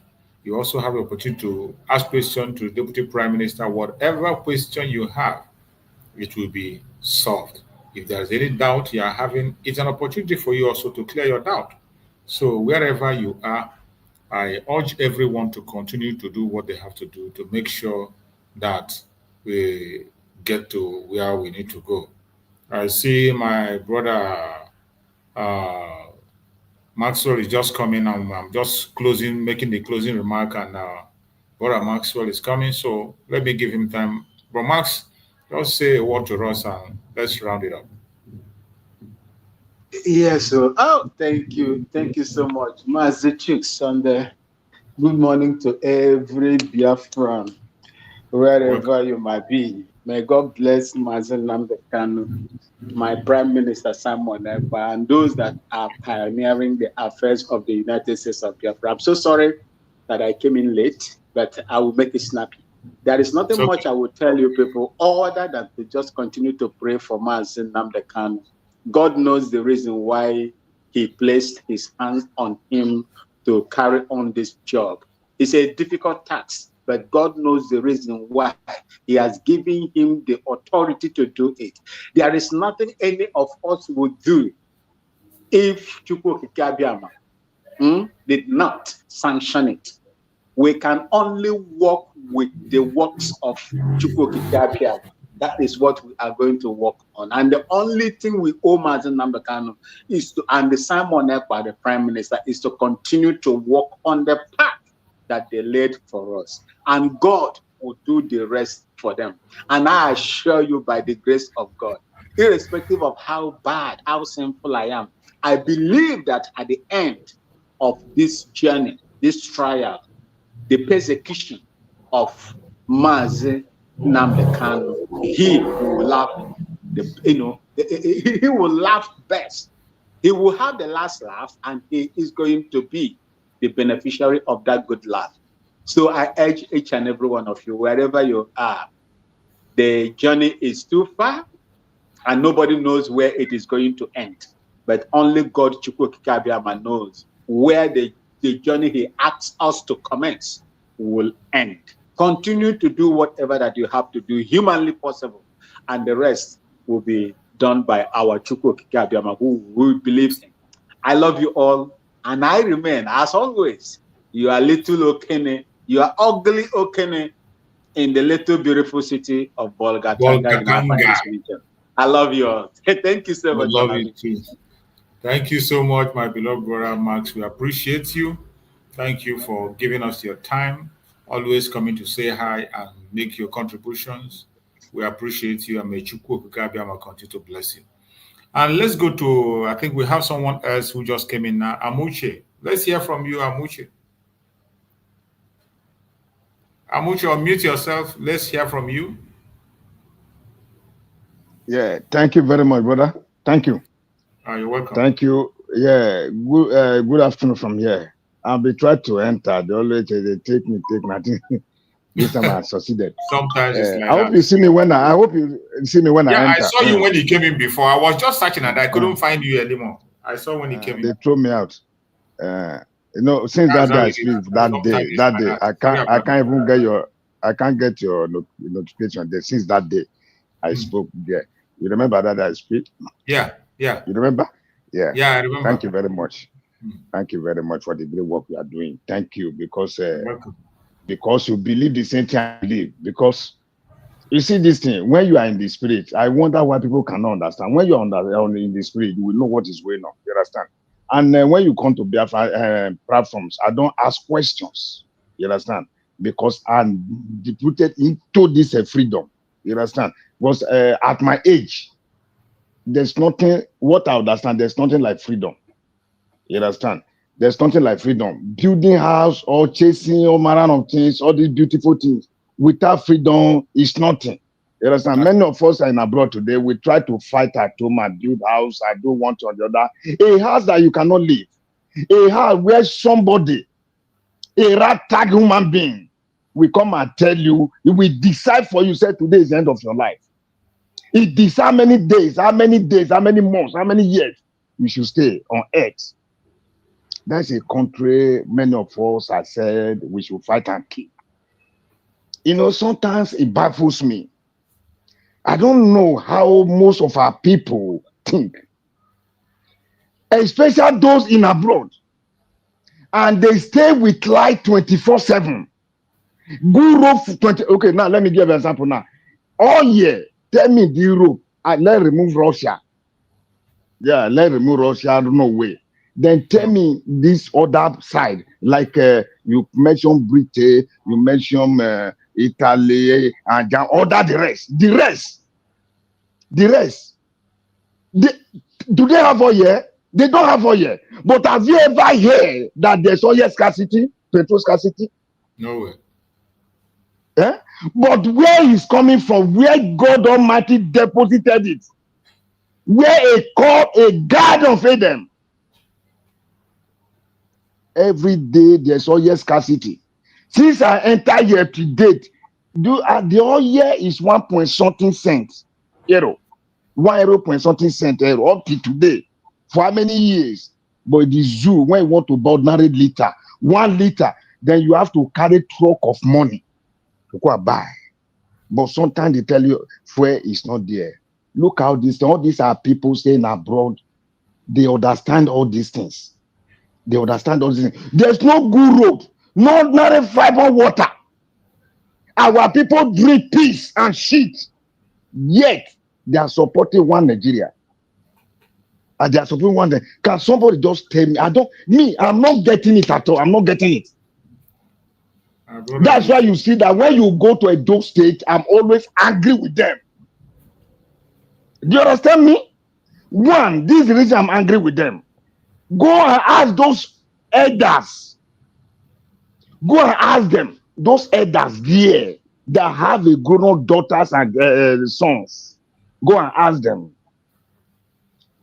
Now, is there any man coming to pay bride price for their daughter again? They don't ask question why all this is happening. Their daughter is scattered everywhere in North Africa. They don't ask them question why is all this thing happening. Go at those states, when you go there, they are the most poorest. I came from there. I'm telling you the truth. Now, when we measure freedom, they'll be talking rubbish. Many of them will be talking rubbish. Many. We talk of sit at home. They say, it's only Igbo. Igbo. Who tell you it's only Igbo? Who tell you? I'm not a Biafra. Who are you? Who are you? I keep on asking them these questions. The time of election, when we're voting, referendum, this is what we have been asking for a very long time. Referendum. Many of them fought me because I was one of the officers helping people to vote. You understand? They fought me. Do you know the question? They asked me silly questions. Questions that don't make sense. These are elderly, some elderly people, some youth too. Do you understand? So now my happiness today that Biafra already declared, we are not looking for it again. Biafra is here. What me I want to say here is this, is that you see our leader, Mazi Kanu, my savior. That's what I see him to be. You understand? Not the one they gave us by paper, by written. You understand? People gave me Bible, gave me what's it called? Savior. Say this is a man, they save me, this and that and that and that and that. My brother, I didn't see nothing. The one I know now is Mazi Nnamdi Kanu. That is one I know as a savior. Not that one they write that. The same people that gave you that thing as the one killing you. Today, our people cannot reason, but there are men in Europe here. They can't reason. They cannot reason. They can't reason. The same people. Where are the people that last week said, hey, black pope? I said our people are foolish. I'm sorry for that word. And that's what they are. That's what they are. I have no apology when they come to this freedom because I put my life there. I can't go back. Before I came to understand that there's nothing like freedom in this world. See our people building house. You see somebody, your neighbor, they kill your neighbor being killed now. You get to say, they burn his shop, kill the neighbor. You say, thank God that is nothing happened to my shop. Look at what Mabi is saying in the zoo. Then you told me that place, it worked for Humabi to live. Is that what people are telling me? Your neighbor just be killed now. The shop be destroyed. You are still clamoring for the same place to stay? That you love the place? That you love the place? That's what our people is telling me. Not even that, they even tell me to call them a human being, to address them as a human being, normal human being. Tell me, how will I address them as a normal human being? Since they cannot reason. Yeah? My brother, when you have gone around, when you more than 40 years, you will know what it means by freedom. When we call freedom. Look at it. How many of us can post of ID card? How many of us? National ID card. If it's not forged and for even their president, they forge their, does it have? It doesn't have. National ID card doesn't have. National ID card that can defend. It don't have. But all these people here, all of us saying about that, we see the people that defend their national ID card. Do we have? No. And this opportunity for me to have one. Somebody is telling me what? Yeah, about 2 weeks ago now, when I just got a message now from our Biafra, that's ID card department. They sent me a message that you get patient that my ID card will soon be ready. I was happy. My first time for me to hold a ID card I call my own, that I can defend anytime with my own language. Now, permit me, let me salute our leaders, please. Permit me. And I will speak our language if you permit me. Can I go, sir? Go ahead, my brother. Go ahead. You are free. Thank you, sir. Thank you, sir. Thank you, sir. Thank you, sir, for guest. Thank you very much. Mazi Nnamdi, I see him as my savior because he's the one, somebody who come to give life. Because they are lying against us. That Jesus come to give us life. He died for us to live. He do this for us to live. But me, I'm not seeing it.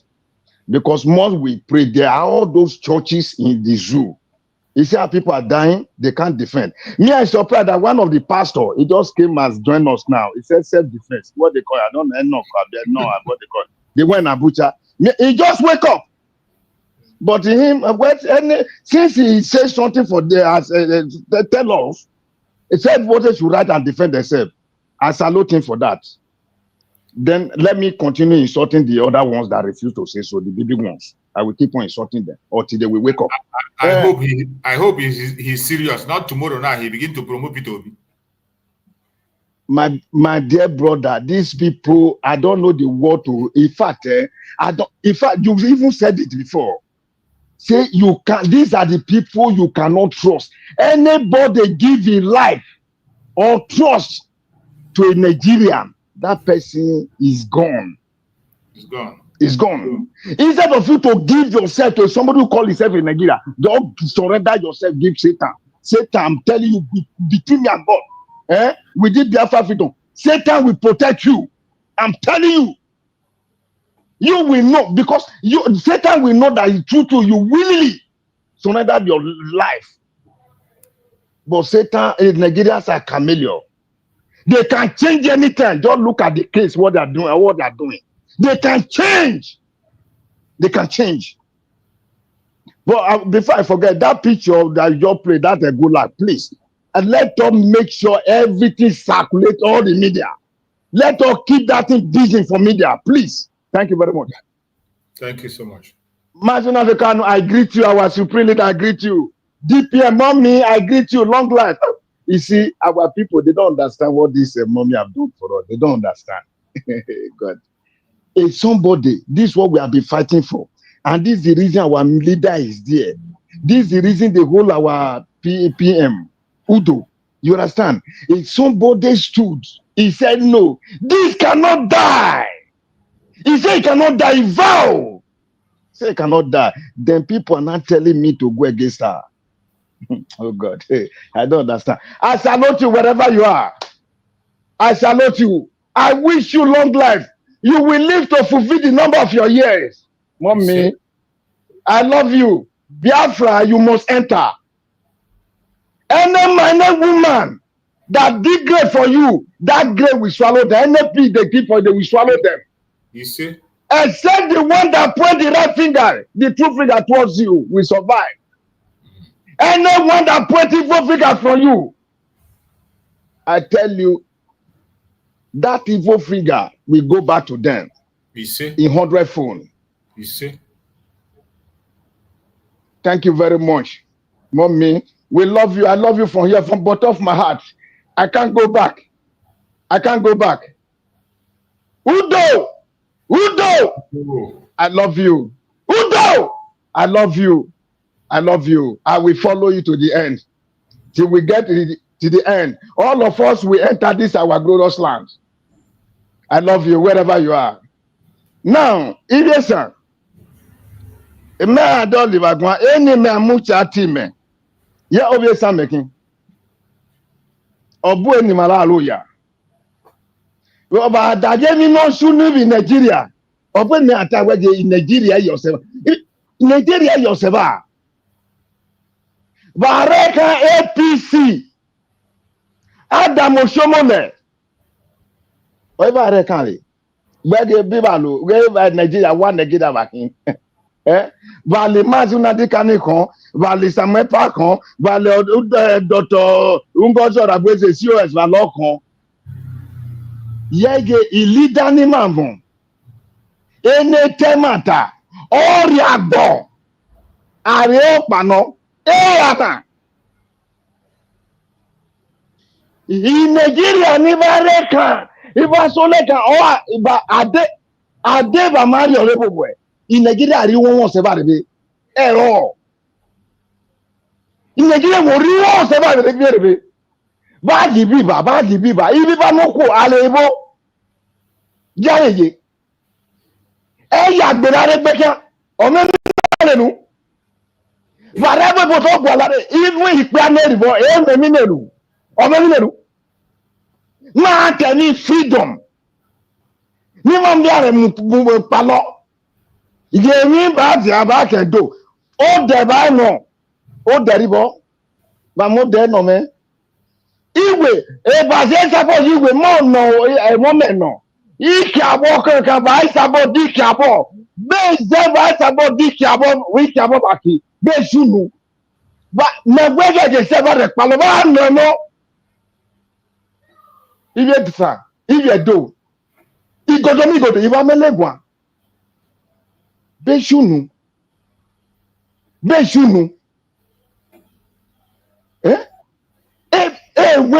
In Nigeria, ba so rest in Nigeria. One Nigeria. No in Nigeria making. In Nigeria say never. Boss say never. I'm never more. I'm a support that never. I just fit I really never. See, e kubo ba se ti gbere mani. Osomole di bareka ekugbo gbere mani as a leader, as a governor ekugbe ori House of Assembly bọ́ọ̀lù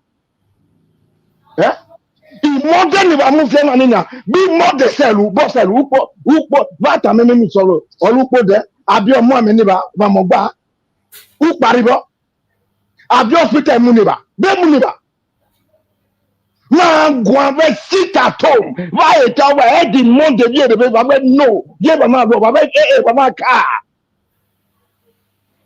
Mazi Nnamdi Kanu, mama, Oriano Dario. The door, baby, mama. Ena Mudaniva. Oh, yes, Amepa, Udo, Orivamo. Mameno Sabamuda. Or DPM. Nanto go, Dr. Gozo, the boys, the tears. Or Sema, Orivamo. Vamo. Vamo, Otameno. Man, tell me freedom. Ni ma yewu. Waweke wa gbalo. Bẹ́ẹ̀ bí bá yẹ gbọ́lọ́ wà gbọ́nà. Bí wà gbọ́lọ́. Bí wà gbọ́lọ́ wà dá o máa tẹ̀lé fi wà wẹ́ẹ́ wà gbọ́lọ́. Ní ẹjí náà bàkí. Ọ̀zẹ́ kọ́mẹ́ nọ̀ kẹ́kẹ́ náà rẹ̀ mú dá bọ́ọ̀lù. Ọmọ mi àrígò. Ejò wa àbàrẹ̀ má gbọ́lẹ̀ bẹ́ẹ̀ náà ni. Jẹ́rọ àgbẹ̀lẹ́jọ́ fìjìnàtẹ̀ jẹ́rọ àgbọ̀lẹ̀ rẹ̀.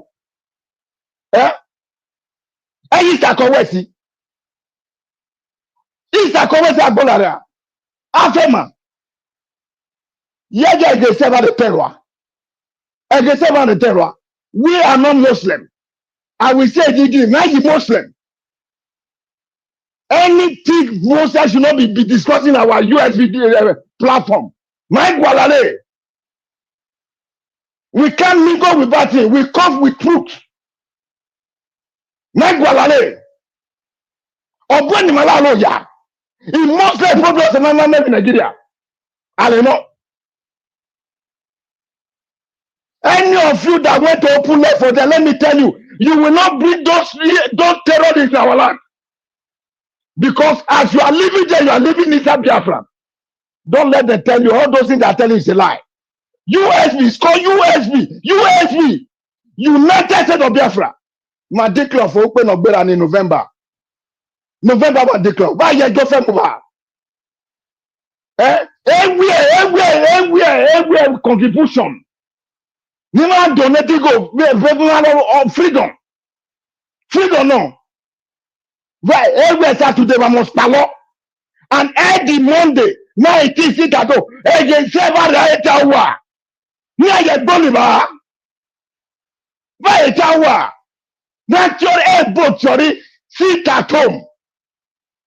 Polatio, by 8 hours, the mother, you go. Hey, Yaropa. Where is go, Biafra. Jẹ́gẹ̀ ìdìgbò màkín, ìdìgbò ọ̀rí màkín. Ìdìgbò ọ̀pá ìmàrẹ́bẹ̀kín. Wáyé jẹ́ fẹ́ọ̀gẹ̀ máa bà. Ẹni ní bá gbọ́lọ̀, bẹ́ẹ̀ máa gbọ̀nà.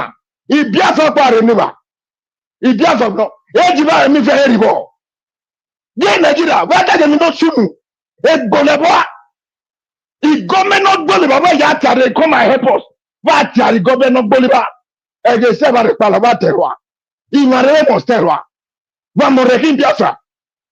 Vamos paloy o pama de rekin. Va gebo se de fioge maba. Obwene na fioge. Obwene mala ulo. Obwene mala roya. Eje se ma rewe no. Ere se ma rewe ma kwalo. Oba bini va rekan. Oba bini pobani babo. Oba bini ni notolu. Oba bini o ki o to de befo. Oba bini o wona bi Nigeria. Obia Nigeria no, eje obia woma. Eje se ko repale mani. Vai mewe. Hibiasan. Meta marada ebele. Ubiaja. Ekpon. Igbake ebi ani mewe onije. Ebele opa na rebeki ewo kibi. Opa na rebeki. Aki ko da setoma. Imarebe opa maki igwebe. Uromi ọ̀pá màdàbí amẹ́tàmàwà èjì terrorist ẹ̀rìbọ̀ ẹgbẹ́ ní ẹ̀yẹ ẹ̀rìbọ̀ èjì ẹ̀rí ẹ̀rìbọ̀ ẹ̀jẹ̀ sẹ́fà rẹ̀ terror bá rẹ̀ kẹ́ minimal báyẹ̀ wẹ́ no I'm not a Biafra báyẹ̀ sá don't ever say that again ayẹ̀ tọ́ mi yẹ yájọ́ tuntun ẹ̀rọ ònù gbẹ́dẹ̀ mẹ́yì Biafra bí omi ìgbò náà no báyẹ̀ sẹ́rọ̀ báyẹ̀ táì ẹ̀jẹ̀ sẹ́fà rẹ̀ pàlọ́ ìmàdàbẹ̀ náà. If you don't know or some man or some men was well, we everywhere. Well, now, because everywhere or when we are cooking or everywhere you school for, any winner. He said, we're going to Let me tell you, that thing they put there, they call it church. It is not church. All of us are Christians, but that thing, that system is not working for us. Well, I'm saying in English so that everybody will hear. That system, and we now, and that's all to it. Yeah, yes, soon the mama is about help with. Soon the mama guan, or say guan, eke we say bolo, or say guan, adi adebo yoro guan, or a debi yozo po we hobe guan, Christian yoko no guan, omo ka we ka guan, we na guan. Maju na di ka do palo, oro pa no bi se me palo, aro pa palo ugo, aro pa palo. E je say we dey tell her, we are a minimata. Mama who not as you know. And let me tell you, or many about your self-defense. Self-defense. That means it makes your better. Ain't no dog but where we bought her. Ain't no dog but when no more had the most is the bua. Where we go no ya. Well now, you near there. About your self-defense at your self-defense at your. Ain't no dog but when no body dog but where we buy her. Well now, or maybe the government was ever said to do. Or where survival whistle. Well now, if I or get back to the mean about your Twitter, naturally yes. Why to go about a DPM? The two goes on a question. Why they carry the why they came out of it? Why I mean not you? Why in the way? Vabiamo, Metuba, Metuba, if yes, I go back or Metuba. Men live agree, men not quabao. More when my resume agua. Babiomo, Imare Biafra Madebeki, Babiomo. Thank you very much. Thank you. Udo. I love you. My brother, thank you very much. Thank you. With all the love from my heart. Thank you for allowing me to speak to our people. Thank you very much. I love you. From bottom of my heart. Thank you very much. I stop here. Thank you.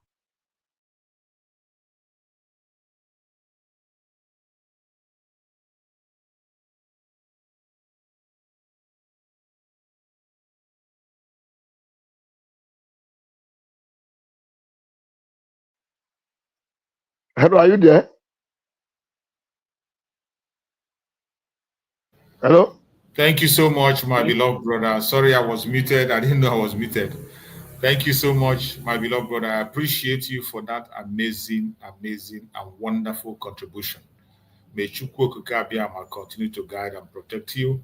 You have spoken well, and we really, really appreciate you. Thank you for your contribution. Feel free to come on anytime, any day. The platform belongs to you. This platform is for the Biafran people. No matter your dialect, no matter your location, no matter your religion, feel free to come. I am just here managing the platform. It belongs to Biafrans. Thank you so much for pouring out your heart, my beloved brother. I say, may Chukwu Okike Abiyama continue to guide and protect you, secure you, give you more wisdom, knowledge, understanding, and strength to continue to fight on until we get to the destination. When you see somebody who has the Biafran spirit in them, you don't need to talk much. You don't need to push it. When they speak, you will understand. You will feel it inside you. The interpretation will come to you. Direct, it will touch into your heart. Thank you, my beloved brother.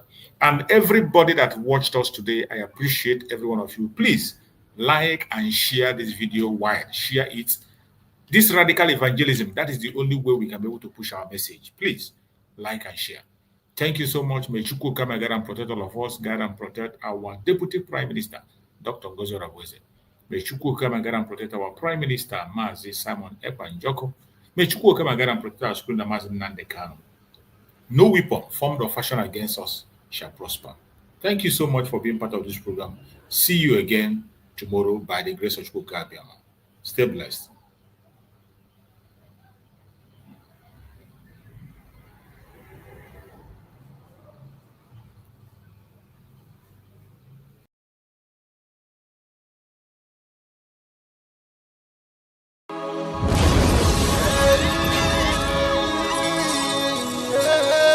This is from Biafrans Got Talent.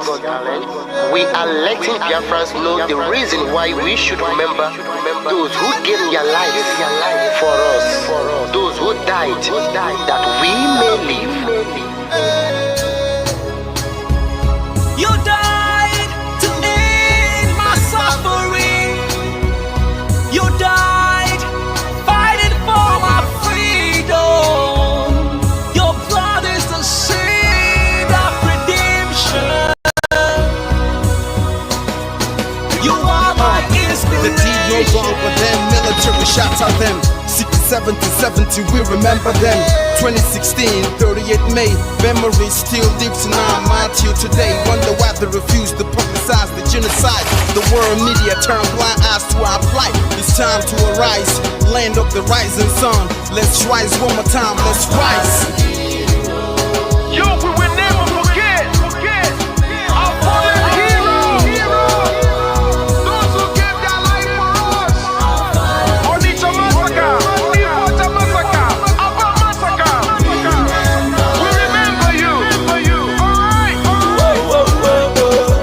Tell them I got that day. Remember when me tell you say I got that day. Yeah, I remember that one that called us a prospero. But the way you put like a papa nuku. But them they were bonito. Me tell you what I look pandi, what pandi samiro. Me tell you what I day. For we just fall under a storm and I tell you what I am. Me never give up. Me tell them I want to promise you something today. We must fight together. No retreat and no surrender. We must hold them down till the end of time. The most important thing is that we will restore Biafra. May your soul rest in peace. I look up to the sky with tears in my eye. For other Biafrans and for freedom had to die. We will never forget you as the days go by. You are always in my heart, you'll never be apart. They fought for our freedom. They died for our freedom. They fought the Nigerian soldiers in the war front. Without food, without guns. For our freedom, for our life, for our own good, for our children. We love them, our heroes. We want them. My heart bleeds when I saw them slain. Where will I be now if not then? They will remain indelible in my heart. Forever, forever, forever, and never, and never, and never. We serve in your plantation, and the way you paid us back with your bloody starvation. We bled in our history that the death of our people is a mystery. No going back to get to a victory. I had a voice now call for vengeance. I never get bombed, I'ma blow like a vengeance. Yo, we will never forget our fallen heroes. Those who gave their life for us. Onitsha massacre, Iwata massacre, Aba massacre. We remember you. Alright. Where will I be now? If not you, you died at Mali.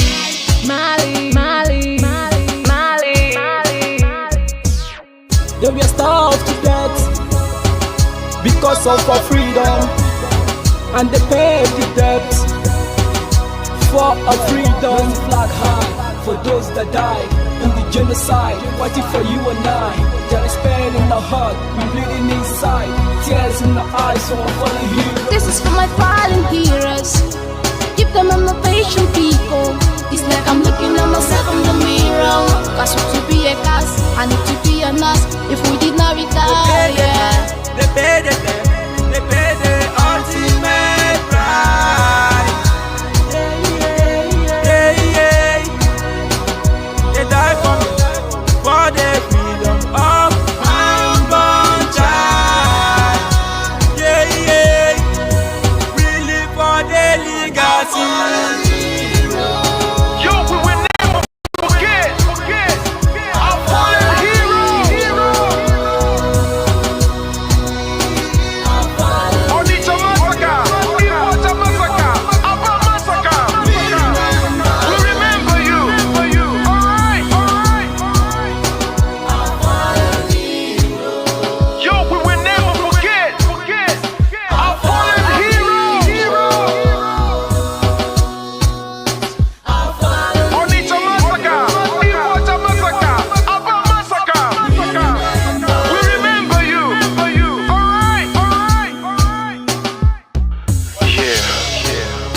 flag in the air. Never be afraid. March on, cause we are more than conquerors.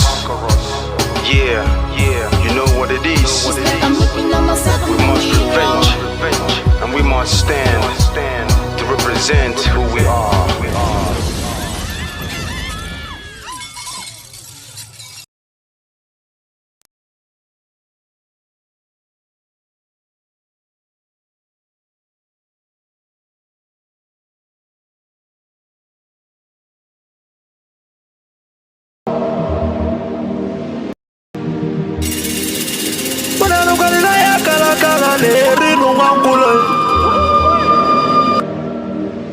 Na wana na bose vive na kiti enui.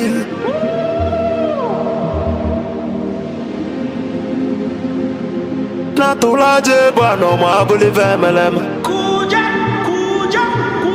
Ati mekuwa na tulane bovo. Timalugo no nugodo kokodo nyano be hule. Nani mona tulilu. Na ya kalakana kwa lerinu mwangulu. Ngula matali woso jere futa mbaka njuba diali. Mama abulezi okwenu. Na baka la kelwego nezi enwe. Nubota kala kelwego nudezi. Maka na baba nenu wa aralu nunuteyi. Umu Biafra kunyenwe. Umu Biafra kunyenwe. Unanu kwa ni mono nuno mono nezi biakenenwe. Ono nenu lila tono na nagulugu seji tono nugu banatayi. Kanyi wele fobi wena tabanu banyo. Makana nyuko no 1 million we bofu wa mabulezi okwe. Naka ni kwata milake pa waja sienyi ka kesu ezo pabule be wero tamanu. Umu Biafra kuyenwe. Kanyi wele fobi wena tabanu banyo. Makano fobi abakama. La nugo no way.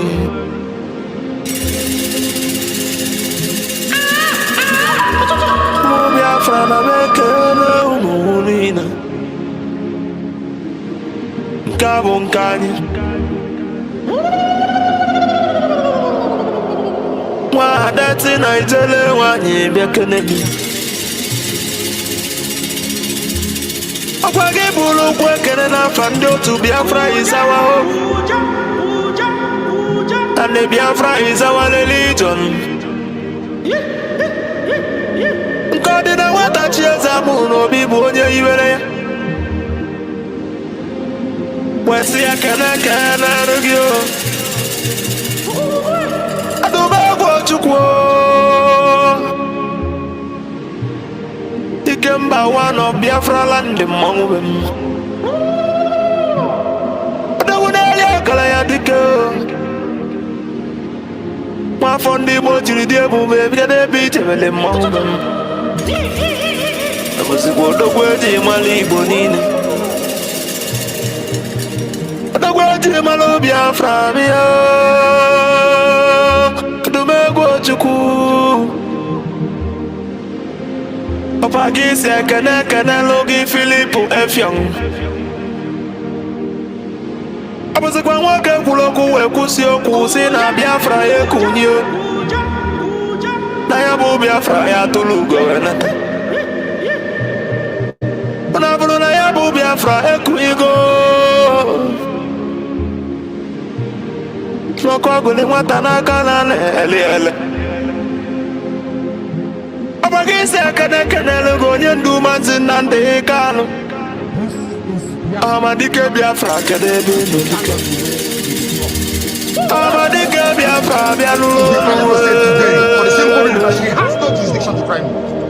No whatsoever. I came out of for you till in deal but I will accused from my case and cannot try my case. There are things that are happening in this country that a lot of you do not know. It is my duty to make that very, very clear to all of you today. Because the lies are too much. The lies are too much. I sent a petition to NJC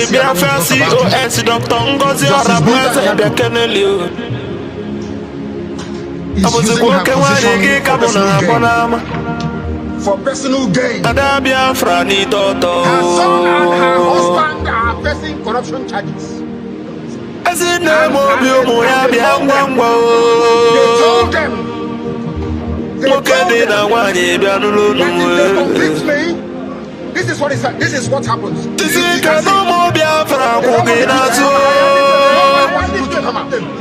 Nobody wants to do That's the problem. They sent her to my case. So they can the Biafra government in they know na exile cabinet bi anolo no mu ano ekene unu jisinu ikene na chukuna ndana ya gba unu ube baka no yesu lo bi aya to kai maluge enu yi jisinu ikene Kanelo Mondi Biafra Revelation Army Umuchukwu The angels of Biafra and the great oracles of Biafra Nananunu Anuwe Kene Nunama Nanunu Jisi Kenon Natugo ya baurume Omochukwene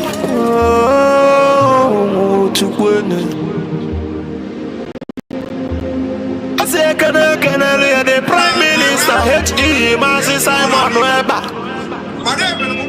Abuzi kwa bato biyo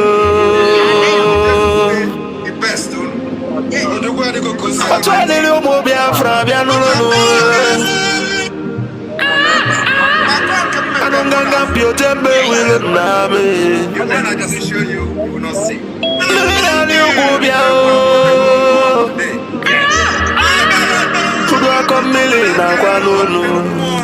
Yes.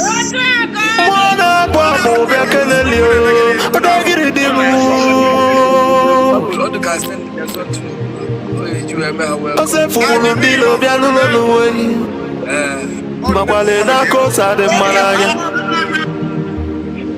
Mwaji mwagu kojilo sinodilo kasojilo yatiji sojilo wewalasa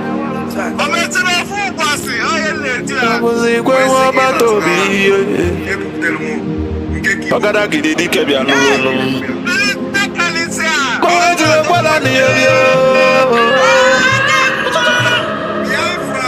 Kudine chukunyele ndi Biafra ina nunu Nuna beke nege Asimona yadele Biafra nile namma